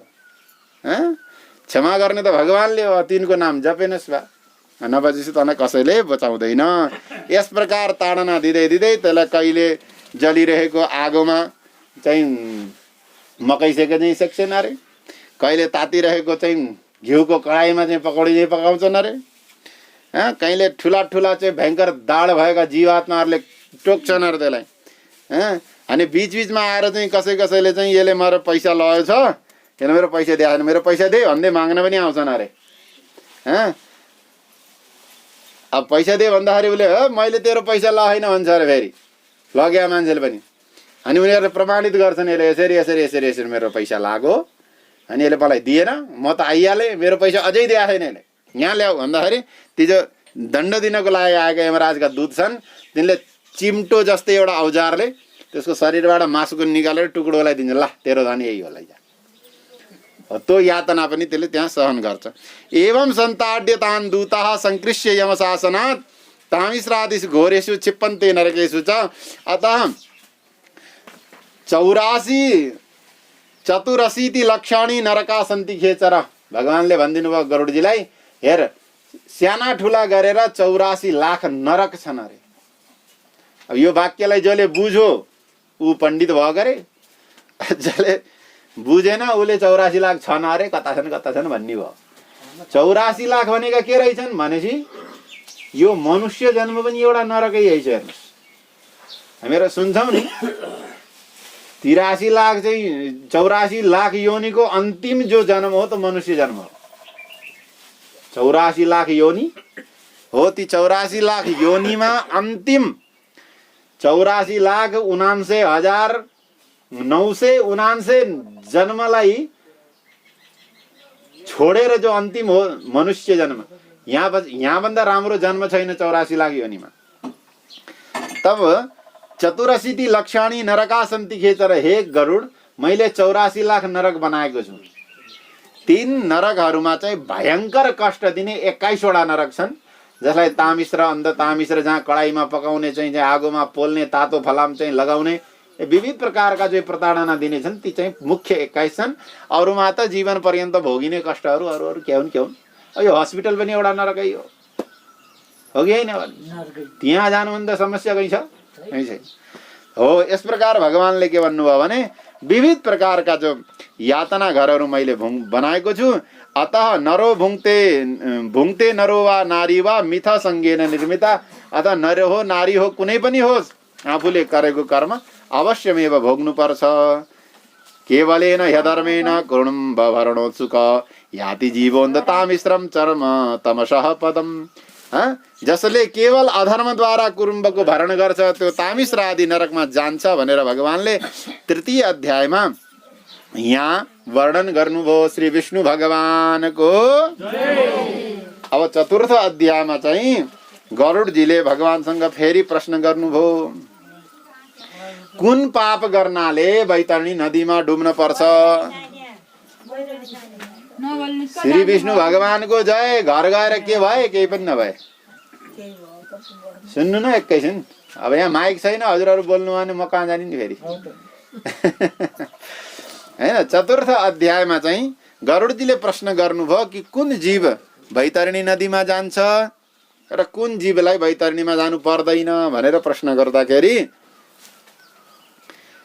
सबैभन्दा पहिला भगवानले भन्नुभयो अस्मिन्नेव महादुःखे मार्गे वैतरणी नदी तत्र ये पापी न यान्ति तानहं कथयामि ते। ल हेर, यो वैतरणी नदीमा जाने जो जीवात्मा छन् तिनको मैले वर्णन गर्छु। ब्रह्मघ्नाश्च सुरापाश्च गोघ्नाश्च बालघातका। ब्रह्मघ्न, ब्रह्मको अपराध गर्ने। अब यो ब्रह्मघ्नको ठुलो व्याख्या छ। ब्रह्म भनेको भगवान, ब्रह्म भनेको वेद, ब्रह्म भनेको ब्राह्मण, ब्रह्म भनेको वेदका मन्त्र, विविध मन्त्रहरू छन्। धेरै लामो व्याख्या छ वेद ब्रह्म भनेपछि जसले ब्रह्मको निन्दा गर्छ त्यो चाहिँ वैतरणीमा अवश्य जान्छ। सुरापाश्च, ड्रिङ्क गर्ने व्यक्तिहरू के, मदिरा पिउने। गोघ्ना, गाईको अपराध गर्ने। बालघातका, बालघात पनि धेरै छ। बालकलाई मार्नु मात्रै बालघात होइन, बालक सम्बन्धी अपराध कुनै पनि हुन सक्छ, त्यो गर्ने। स्त्री घाती, आफ्नै श्रीमतीसँग घात गर्ने अथवा संसारको कुनै पनि स्त्रीलाई घात गर्ने व्यक्ति। गर्भपाती, गर्भपात गर्ने, यी सबै जान्छन्। हरन्ति गुरुद्रव्यम देवद्रव्यम दुजस्य वा। गुरुको द्रव्य ग्रहण गर्ने, देवद्रव्य ग्रहण गर्ने, ब्राह्मणको द्रव्य ग्रहण गर्ने, स्त्रीको द्रव्य हरण गर्ने। बालक, बच्चाहरूले, कसैले बच्चा लाएर टिको लाएर दियो, खोल्टिया राखियो, त्यसैको केही किनेर खाइयो भने त्यो पनि फेरि द्रव्य हरणको दोष लाग्छ। त्यही भएर केटाकेटीको पैसालाई एउटा मुदुसमा अलगै थुनेर राख्नु, त्यो ताकि घरमा नआओस्। यहाँ भगवानले भन्नुभएको छ ये ऋणम न प्रयच्छन्ति एवै न्यासापहारका विश्वासघातका ये स विषान्येन मारका। जो ऋण लिएर ऋण तिर्दैन त्यो व्यक्तिलाई चाहिँ वैतरणीमा जानै पर्छ। विश्वासघात जसले गर्छ त्यो व्यक्ति वैतरणीमा जानै पर्छ। विषान्येन मारका, कसैलाई अन्नमा विष मिलाएर खुवाउँछ भने त्यो पनि जान्छ। दोषग्राही गुणश्लाघी, दोष अर्काको दोष देख्ने, गुणको चाहिँ दर्शन नगर्ने हो जो दोषग्राही छ, त्यो व्यक्ति पनि वैतरणीमा पुग्छ। गुणश्लाघी गुणवत्सु संवत्सराः, आफ्नो गुणको चाहिँ खूब प्रशंसा गर्ने, गुणको अभिमान गर्ने। नीचानुरागिणो मूढा सत्सङ्गति पराङ्मुखा, नीच कर्मवाला व्यक्तिसँग प्रेम गर्ने। यस्ता टिको लगाएर धोती लगाएर मन्त्र जप गर्ने, भगवानको भजन गर्नुपर्छ भन्ने बुढाबाडा हाम्रा हजुरबाहरूको निन्दा गर्ने जो व्यक्ति छ त्यसलाई पनि त्यहाँ जानुपर्छ। तीर्थ सज्जन सत्कर्म गुरुदेव विनिन्दका पुराण वेद मीमांसा न्याय वेदान्त दूषका। अथवा यस प्रकार जो सुखी व्यक्तिलाई दुखी बनाउँछ त्यो वैतरणीमा जान्छ। दुखी व्यक्तिलाई देखेर जो हाँस्छ त्यो पनि वैतरणीमा पुग्छ। दुष्ट वाक्य दुष्ट चित्ता ये सदा, जो अरूको लागि दुष्ट वाक्य प्रयोग गर्छ, नराम्रो नराम्रो बोल्छ, अरूको लागि नराम्रो नराम्रो जसले सोच्छ, जो अरूको राम्रो कुरा सुन्न सक्दैन, जसले शास्त्रको वार्ता कहिल्यै सुन्न सक्दैन, जो आफूलाई सबभन्दा ठुलो पण्डित मान्छ, यसै प्रकारका विविध प्रकारका कर्म गर्ने व्यक्तिहरूलाई मैले वैतरणीको मार्ग देखाइदिन्छु। ये मातरम अवमन्यन्ते पितरम गुरुमेव च आचार्यम चापि पूज्यञ्च तस्याम मज्जन्ति ते नरः। जसले आमा बुवाको अपमान गर्छ, गुरुको अपमान गर्छ, आचार्यको अपमान गर्छ, ती सबै वैतरणीमा जान्छन्। पतिव्रताम साधुशीलाम कुलीनाम विनयान्वितम श्रीम त्यजन्ति ये द्वेषात् वैरण्याम पतन्ति ते। घरमा श्रीमती कचकच गर्छे भनेर चाहिँ तलाख दिने व्यक्ति पनि वैतरणीमा पुग्छ अरे। बिहा गराइसकेपछि मर्ने बेलासम्म त्यसलाई जसरी गोरुले के भन्छ त जुवालाई बोकेरै हिँड्छ, त्यस्तै श्रीमतीलाई पनि बोकेरै हिँड्नु, कहिल्यै छोडेर नहिँड्नु, नभए वैतरणीमा जानै पर्छ अरे। सताम गुणः सहस्रेषु दोषान् नारोपयन्ति ये ते स्ववज्ञां च कुर्वन्ति वैतरण्यां पतन्ति चे। सैकडौं गुण हुँदा हुँदै एउटा दुईटा दोषहरूलाई देखेर त्यही दोषको चाहिँ गुणगान गर्दै हिँड्ने हो, त्यस्ता व्यक्तिहरू पनि वैतरणीमा जान्छे। ब्राह्मणलाई वचन दिएर त्यो वचनको पालन नगर्ने व्यक्ति वैतरणीमा जान्छ। स्वदत्तम अपहर्ता च दानम दत्त्वा अनुतापक परवृत्ति हरश्चैव दाने दत्ते निवारकः। मैले दिन्छु भनेर दिँदैन अथवा दिएर वापिस खोज्छ। अब दिनको लागि उत्सुक व्यक्ति छ, दिएर के हुन्छ, किन दिन्छस् 2000 रुपियाँ, 100 रुपियाँ दिएर पठाइदे पण्डितजीलाई भन्यो भने हजुरको मन पनि त त्यहाँ डाइभर्ट हुन सक्छ। कुरो त सही हो, 2000 दिएर के होला र 100 रुपियाँमा नि काम चल्छ भने दिन मन लाग्थ्यो उसको कुराले त्यो कुरो दिन रोक्यो, दान कर्मबाट वर्जित भयो। पण्डितजीले 2000 पाउनु भएन, त्यसमा केही नोक्सान छैन, अर्को घरमा पाउनु होला। परन्तु जो गर्ने व्यक्तिको हृदयमा जो दान दिने इच्छा जागेको थियो, त्यो तेस्रो व्यक्तिले भनिदिनाले त्यो दान के भयो, रोकियो। त्यो 2000 को ठाउँमा 100 रुपियाँ भयो। माथि पनि त त्यही 100 कै हिसाब हुन्छ नि, फेरि उहाँ त 2000 पुग्दैन हो। पहिला चाहिँ सङ्कल्प गरिहाल्यो पण्डितजीलाई दिन्छु भनेर, अब फलानाले किन दिन्छस् बा भनेर फेरि रोकियो भने सङ्कल्प गरेर नदिने जो दोष लाग्यो त्यसले पनि बैतरणी नदीमा पुर्याउँछ। यस प्रकार विविध प्रकारका चाहिँ द्रव्यहरूको चाहिँ यहाँ वर्णन गर्नुभयो है, जसको व्यापार गर्न हुँदैन भनेर भन्नुभएको छ। वेदको कहिल्यै पनि निन्दा नगर्नु, परिभ्रष्ट बाटोमा कहिल्यै पनि नहिँड्नु। ब्राह्मण भएर ब्रह्म कर्मको जसले, ब्राह्मणको कर्म भनेको ब्रह्म कर्म। कुन हो ब्रह्म कर्म भनेपछि बिहान उठ्ने, सन्ध्या वन्दन गर्ने, वेद पाठ गर्ने, यज्ञ गर्ने, यज्ञ गराउने, यज्ञ याग आदि द्वारा ज्ञान द्वारा अरूको जीविका चलाउने जो कर्म हो त्यो ब्रह्म कर्म हो, वेद सम्बन्धी कर्म। त्यसबाट भ्रष्ट हुने, म त बाउनुम भन्ने चाहिँ टक्क ठाउँमा गएर श्राद्ध गराउने, अनि त्यहाँबाट बागलुङ बजारमा गएर रातो सेतो हरियो पहेँलो सबै प्रकारको साउ खाने व्यक्तिलाई ब्राह्मण कर्मबाट निन्दित मानेर त्यसलाई चाहिँ बैतरणी नदीमा पुर्याउनु पर्छ अरे। यस्ता ब्राह्मणबाट पनि सावधान रहनुपर्छ। अब हेर्नु, यहाँ चाहिँ यो आजकल जो एउटा चलिराखेको छ नि, यो बाहुन क्षेत्रीय वैश्य शूद्र केही हुन्न, सबको रगत रातै हुन्छ, हाड सेतै हुन्छ भन्ने, त्यसको चाहिँ भगवान्ले यहाँ चाहिँ एउटा उदाहरण दिएर भन्नुहुन्छ। ब्राह्मण ब्रह्मकर्मबाट परिभ्रष्ट भयो, मांस भक्षण गर्न थाल्यो, उच्छृङ्खल स्वभाववाला भयो, शास्त्रै अध्ययन गर्न छोड्यो भने त्यसले बैतरणीमा जानुपर्छ अरे। अनि शूद्रः वेदाक्षरम पठेत कापिलम यह पय पिबेत। कपिला गौको दूध पिउने र वेदाक्षरलाई पढ्ने शूद्रको पनि बैतरणी नदीमा वास हुन्छ। शूद्र भनेको भगवान्ले जो शूद्र जातिमा जन्म दिनुभयो भने कर्मवशात जात मिलेको हो त्यसलाई शूद्र भनेको। त्यसको फेरि ठुलो व्याख्या है, शूद्र भन्दैमा चाहिँ कुन शूद्र भनेर लिनु पर्यो त्यो पनि हो। अब शूद्र भनेर जानिने व्यक्तिले वेद पढ्नु हुँदैन। वेद पढे, अब हेर्नु, ब्राह्मणले वेद पढे वैकुण्ठ जान्छ, शूद्रले वेद पढे बैतरणीमा पुग्छ अरे। बैतरणी भनेको नरकको द्वार। अब अनि कपिला गौको दूध शूद्रले पिउनु हुँदैन अरे। हाम्रो शुद्ध गौ जो छ त्यो गौको दूध उनीहरूलाई पिउने अधिकार छैन। भैँसीको त पिउनु केही भएन, गाईको दूध पिउनु हुँदैन। धारयेत ब्रह्मसूत्रम च भवेद वा ब्राह्मणीपति। शूद्र जातिमा जन्मेर जनेऊ धारण गर्ने, ब्राह्मणकी छोरीहरूलाई भगाएर लगेर बिहा गर्ने, यो कर्म गर्ने व्यक्ति बैतरणीमा जान्छ, चाहे जति ठुलो भक्त किन नहोस्, कर्मको प्रभाव। राजन राजभार्या विलासी च परदारापहारक कन्या या काम कसैव सती नाम दुष्कष्ट। यी जो राजा की पत्नीलाई आफ्नो बनाउने अभिलाषा गर्ने, दूसरी की अरू की पत्नीहरूमाथि आँखा लगाउने, अरू की छोरीहरूमाथि आँखा लगाउने, सतीहरूको सतीत्वलाई जसले दूषित गराउँछ ती सबै वहाँ जान्छन्। अतः सर्ग मार्गम अतिक्रम्य यान्ति पापा यमालये पुनर्यमाज्ञा गत्य दूतास्तान क्षिपति चतान। यस प्रकार जो बैतरणी नदीमा आएर पर्छन् तिनीहरू सबै ठाउँबाट दुख भोग्दै भोग्दै भोग्दै भोग्दै फेरि त्यही बैतरणीमा पुग्छन्, फेरि घुमाउँदै लान्छन्, फेरि त्यही बैतरणीमा आउँछन्। भनेपछि यसरी भ्रमण चलिरहेको छ धेरै समयसम्म। अतस्तस्यां प्रक्षिप्यन्ति बैतरण्यां च पापिनः। अब अगाडि के भन्नुहुन्छ भने, जसले त्यही भएर जीवनमा गौदान अवश्य गर्नु, क्रियाको लोप कहिल्यै नगर्नु। कृष्णा गौर यदिनो दत्ता नोर्ध देह क्रिया कृता तस्याम भुक्ता महदुःखम यान्ति वृक्षम ततोद्भवम। अनि जसले गौदान गरेको छैन, क्रियाको लोप गरेको छ, ऊ फर्की फर्की आउँछ त्यही बैतरणी नदीमा हो। त्यस्ता व्यक्तिलाई चाहिँ त्यही बैतरणी नदीको तटमा उम्रेका केही वृक्षहरू छन् अरे, ती वृक्षहरूले पनि बडा दुःख दिन्छन्। अरे कसरी मान्दैनन् भन्नुहुन्छ त्यसको बारेमा म हजुरलाई अलि खेर बताउँछु।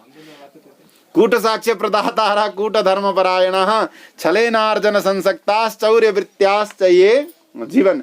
जसले चोरी गरेर वृत्ति चलाउँछ त्यसलाई पनि बैतरणीमा जान पर्छ भनेपछि जसले राम्रो कामलाई छोडेर नराम्रो काम गर्छ त्यो चाहिँ बैतरणीमा जान्छ भनेर कहिले पनि कसैको मर्यादाको उल्लङ्घन नगर्नु, कहिले कसैलाई राम्रो कर्ममा जाँदैछ भने गोडा नतान्नु, त्यसलाई अझ राम्रो गर भनेर उत्साह दिने। त्यो उत्साह दिनाले पुण्य पाइन्छ, नगर भन्नाले पाप पाइन्छ। अथवा राम्रो कर्ममा कुनै पनि राम्रो काम हुनसक्छ, त्यसमा कहिले पनि बीचमा बाधक नबन्नु। यदि यसो गरियो भने हामी नरक जानुपर्छ।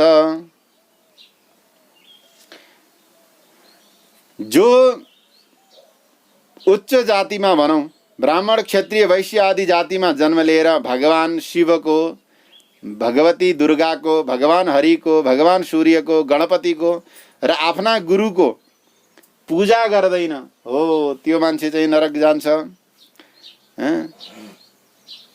आफ्नो सेवा गर्ने दास दासी प्रति नराम्रो दृष्टि राख्ने अथवा ब्राह्मणसँग विवाह गरेकी शूद्र स्त्री त्यसबाट उत्पन्न भएको ब्राह्मण हो, यिनीहरूको दर्शन गर्नाले पनि नरक पुगिन्छ अरे। अब यो त आज सम्भवै छैन, कहाँ कता के भएको छ भने जान्नै गाह्रो छ। अतः येपि गच्छन्ति कामान्धा नरनारी रजस्वलाम पर्वस्वसु दिवा श्राद्धे तेवै नरकगामिना। अनि हामीहरू गृहस्थी जीवनमा रहेका जीवहरूले चाहिँ आफ्नो जीवन यापन गर्दाखेरि केही कुराहरू चाहिँ अलिकति ध्यान दिनुपर्छ। के कुराहरू? शारीरम मलम बन्नो प्रक्षिपन्ति जलेपि च। शरीरको मैलो कहिले पनि डाइरेक्ट पानीमा फाल्नु हुँदैन। सिगान वगैरह जो पनि हाम्रो शरीरबाट मल निस्किन्छ त्यो डाइरेक्ट पानीमा जान हुँदैन, अग्निमा पड्न हुँदैन। आराम गर्ने ठाउँमा जहाँ विश्राम गरिन्छ त्यो ठाउँ बाटोमा जतापाई ततै फाल्न हुँदैन, गाईको गोठमा फ्याँक्नु हुँदैन। यदि आफ्नो शरीरबाट निक्लिने मलहरू हामी यस्तो ठाउँमा फ्याँकिन्छ भने हामी नरक जानुपर्छ। यी सब काम हेर्नु न।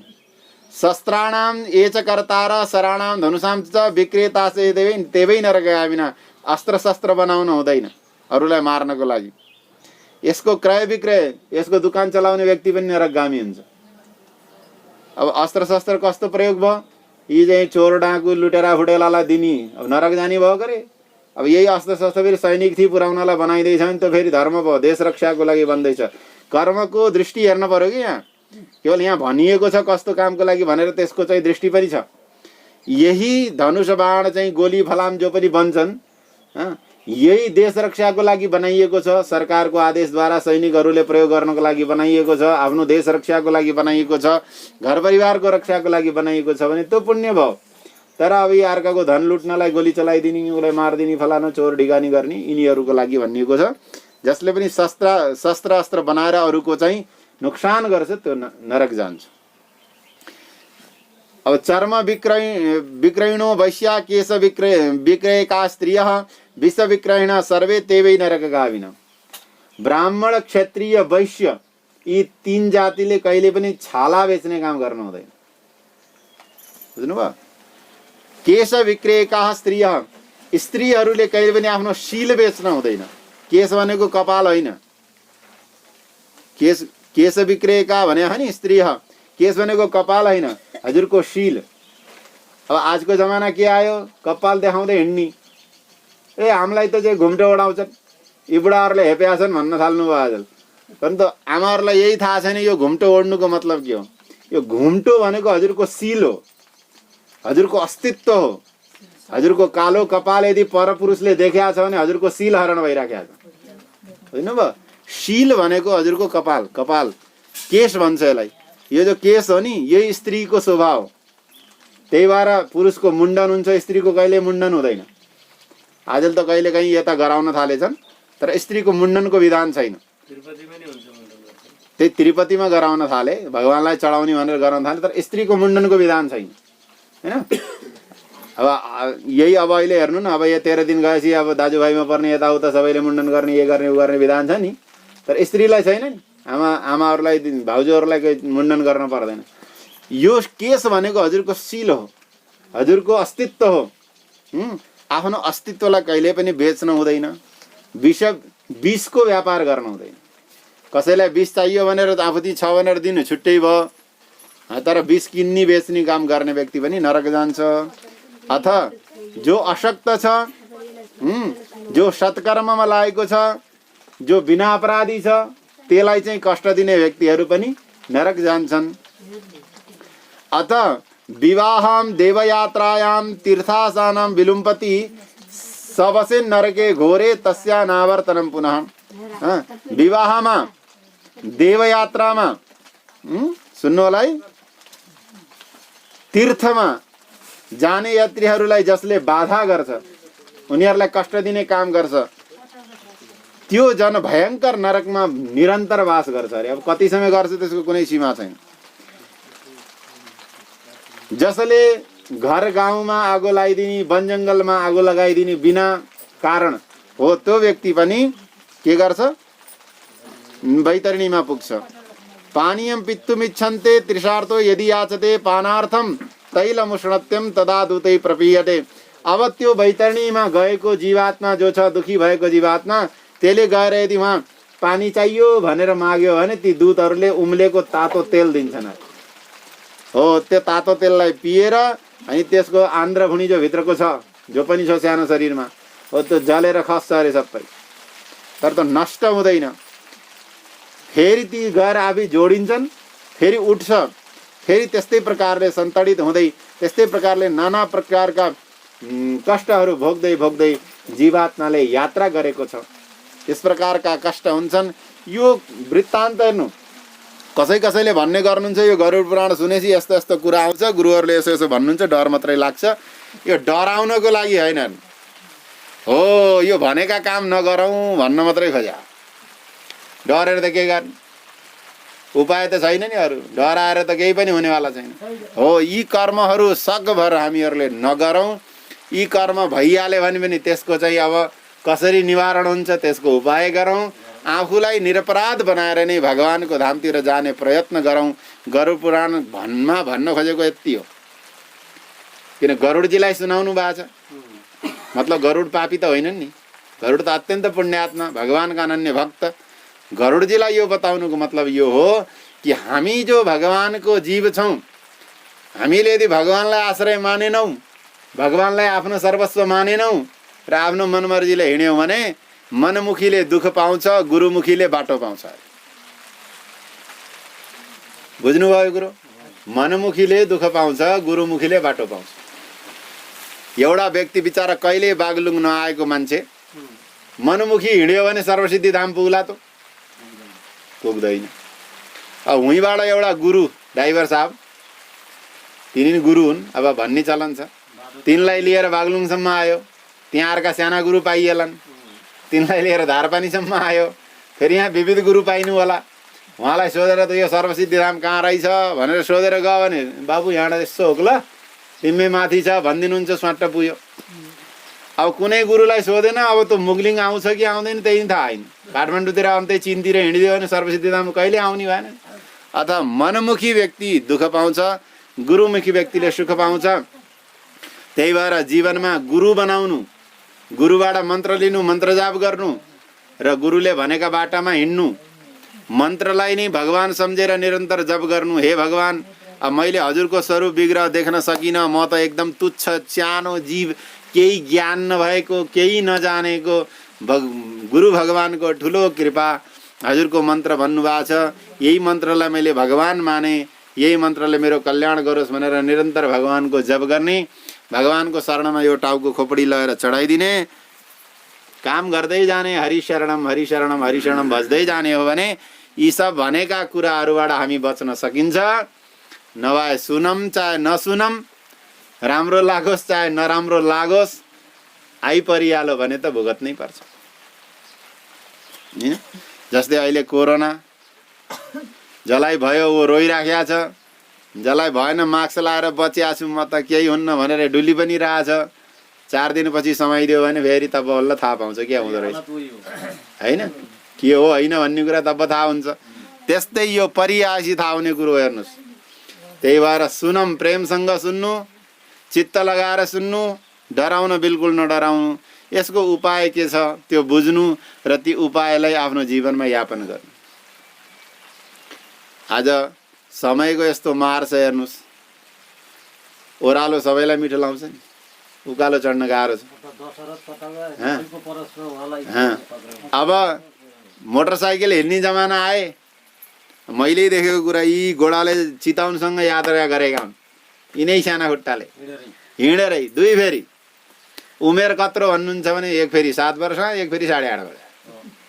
यहाँबाट हिँडेर टकर टकर टकर चितवनसँग। अब कहाँसम्म थियो त्यतिखेर याद छ मलाई। यो सबै डाँडा काँडा खोला खोल्सा पार्दै 2 दिन रात बासा बसेर अल्नो र खल्नो प्रसादी लिँदै गइएको। आज यी घोडा बागलुङबाट यहाँ आउँदैनन् किन? मोटरसाइकल हिँडिदियो नि। ऊ त गुगुरेको देखे पछाडि त त्यो लैजाने मान्छे छ भन्दो रहेछ मनले, अनि यो सर्किँदै सर्किन्न भनेपछि ओह्रालो र उकालोमा यति फरक हुन्छ। जुन काम गर्न सजिलो छ त्यो कामबाट बच्नुस्। जुन काम गर्नलाई अलिकति परिश्रम लाग्छ त्यसप्रति लाग्नुस्। यहाँबाट उद्धारको बाटो सुरु हुन्छ। अब कुन सजिलो कुन अप्ठ्यारो हेर्नुहोस्। बिहान उठ्नु, शुद्ध वस्त्र लगाउनु, अशुद्ध वस्त्रलाई धुनु, जताभाइ त्यता नजानुस्, ट्याक्क टिको लगाउनुस्, 1 घन्टा बसेर माला जप्नुस्, आधा घन्टा भगवानको ध्यान गर्नुस्, टिल्लुङ टिल्लुङ आरती र अर्चना गर्नु, त्यस पछाडि भगवानलाई भोग लगाएर खाना खानु, दिनमा आफ्नो घरको काम गर्नु, दिउँसो एकैछिन फेरि भगवानको ध्यान गर्नु, काम गर्नु, फेरि बेलुका सन्ध्या वन्दन गर्नु, पूजा गर्नु, पाठ गर्नु।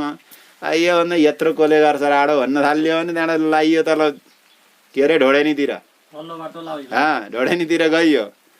केही छैन, सञ्च प्रयास गरौँ। एक न एक दिन त गौशालासम्म पुगिएला भनेर प्रयत्न गरियो भने गाईको दर्शन हुन्छ, गौमातामा वैकुण्ठको वास छ र वैकुण्ठ पुग्यो भने त मजै मजा। त्यसपछि के कसले सजाय दिन्छ हजुरलाई? मजै मजा छ। अत जुन कर्म गर्नमा हामीलाई अलिकति अप्ठ्यारो महसुस हुन्छ। अब नुहाएर खान अप्ठ्यारो, जसले पाए त्यसले छोएको खान नपाए अप्ठ्यारो, काठमाडौँ जानुपर्छ होटलमा खान पाइन्न। अब यस प्रकारको सोच गरेर राम्रो बाटो छोडिदियो भने कहिल्यै राम्रो बाटो आउन्न। हेर्नुहोस्, परे बेहोरमला भनेर आँटियो भने एक दिन त खानै मन लाग्नु हैन। अब हामीहरू नि यात्रा गरिन्छ, आजसम्म होटलमा छिरिरहेन। 36 वर्षको भइयो हेर्नुहोस्। हामी त काठमाडौँ नि गएकै छौँ, दिल्ली नि पुगेकै छौँ। अब भोलि पर्सि भगवानले कृपा भयो अमेरिका, लन्डन, थाइल्यान्ड वाइल्यान्ड सब गइएला, कृपा नभए यही रहिएला। अब जसले बेहोरा गर्यो उसले चलो। अब हामी त अझै सजिलो भयो हेर्नु। स्वामीजीहरू, हाम्रो पिताजीहरू यहाँबाट दिल्ली जान पर्यो भने बाटाभरि पानी नखाइकन 24 घन्टासम्म बसमा धुधु बसिहाल्छ। दुखे नि भयो नदुखे नि भयो, तिर्खा लाग्ने भयो नलाग्ने भयो, केही चिजको मतलब छैन।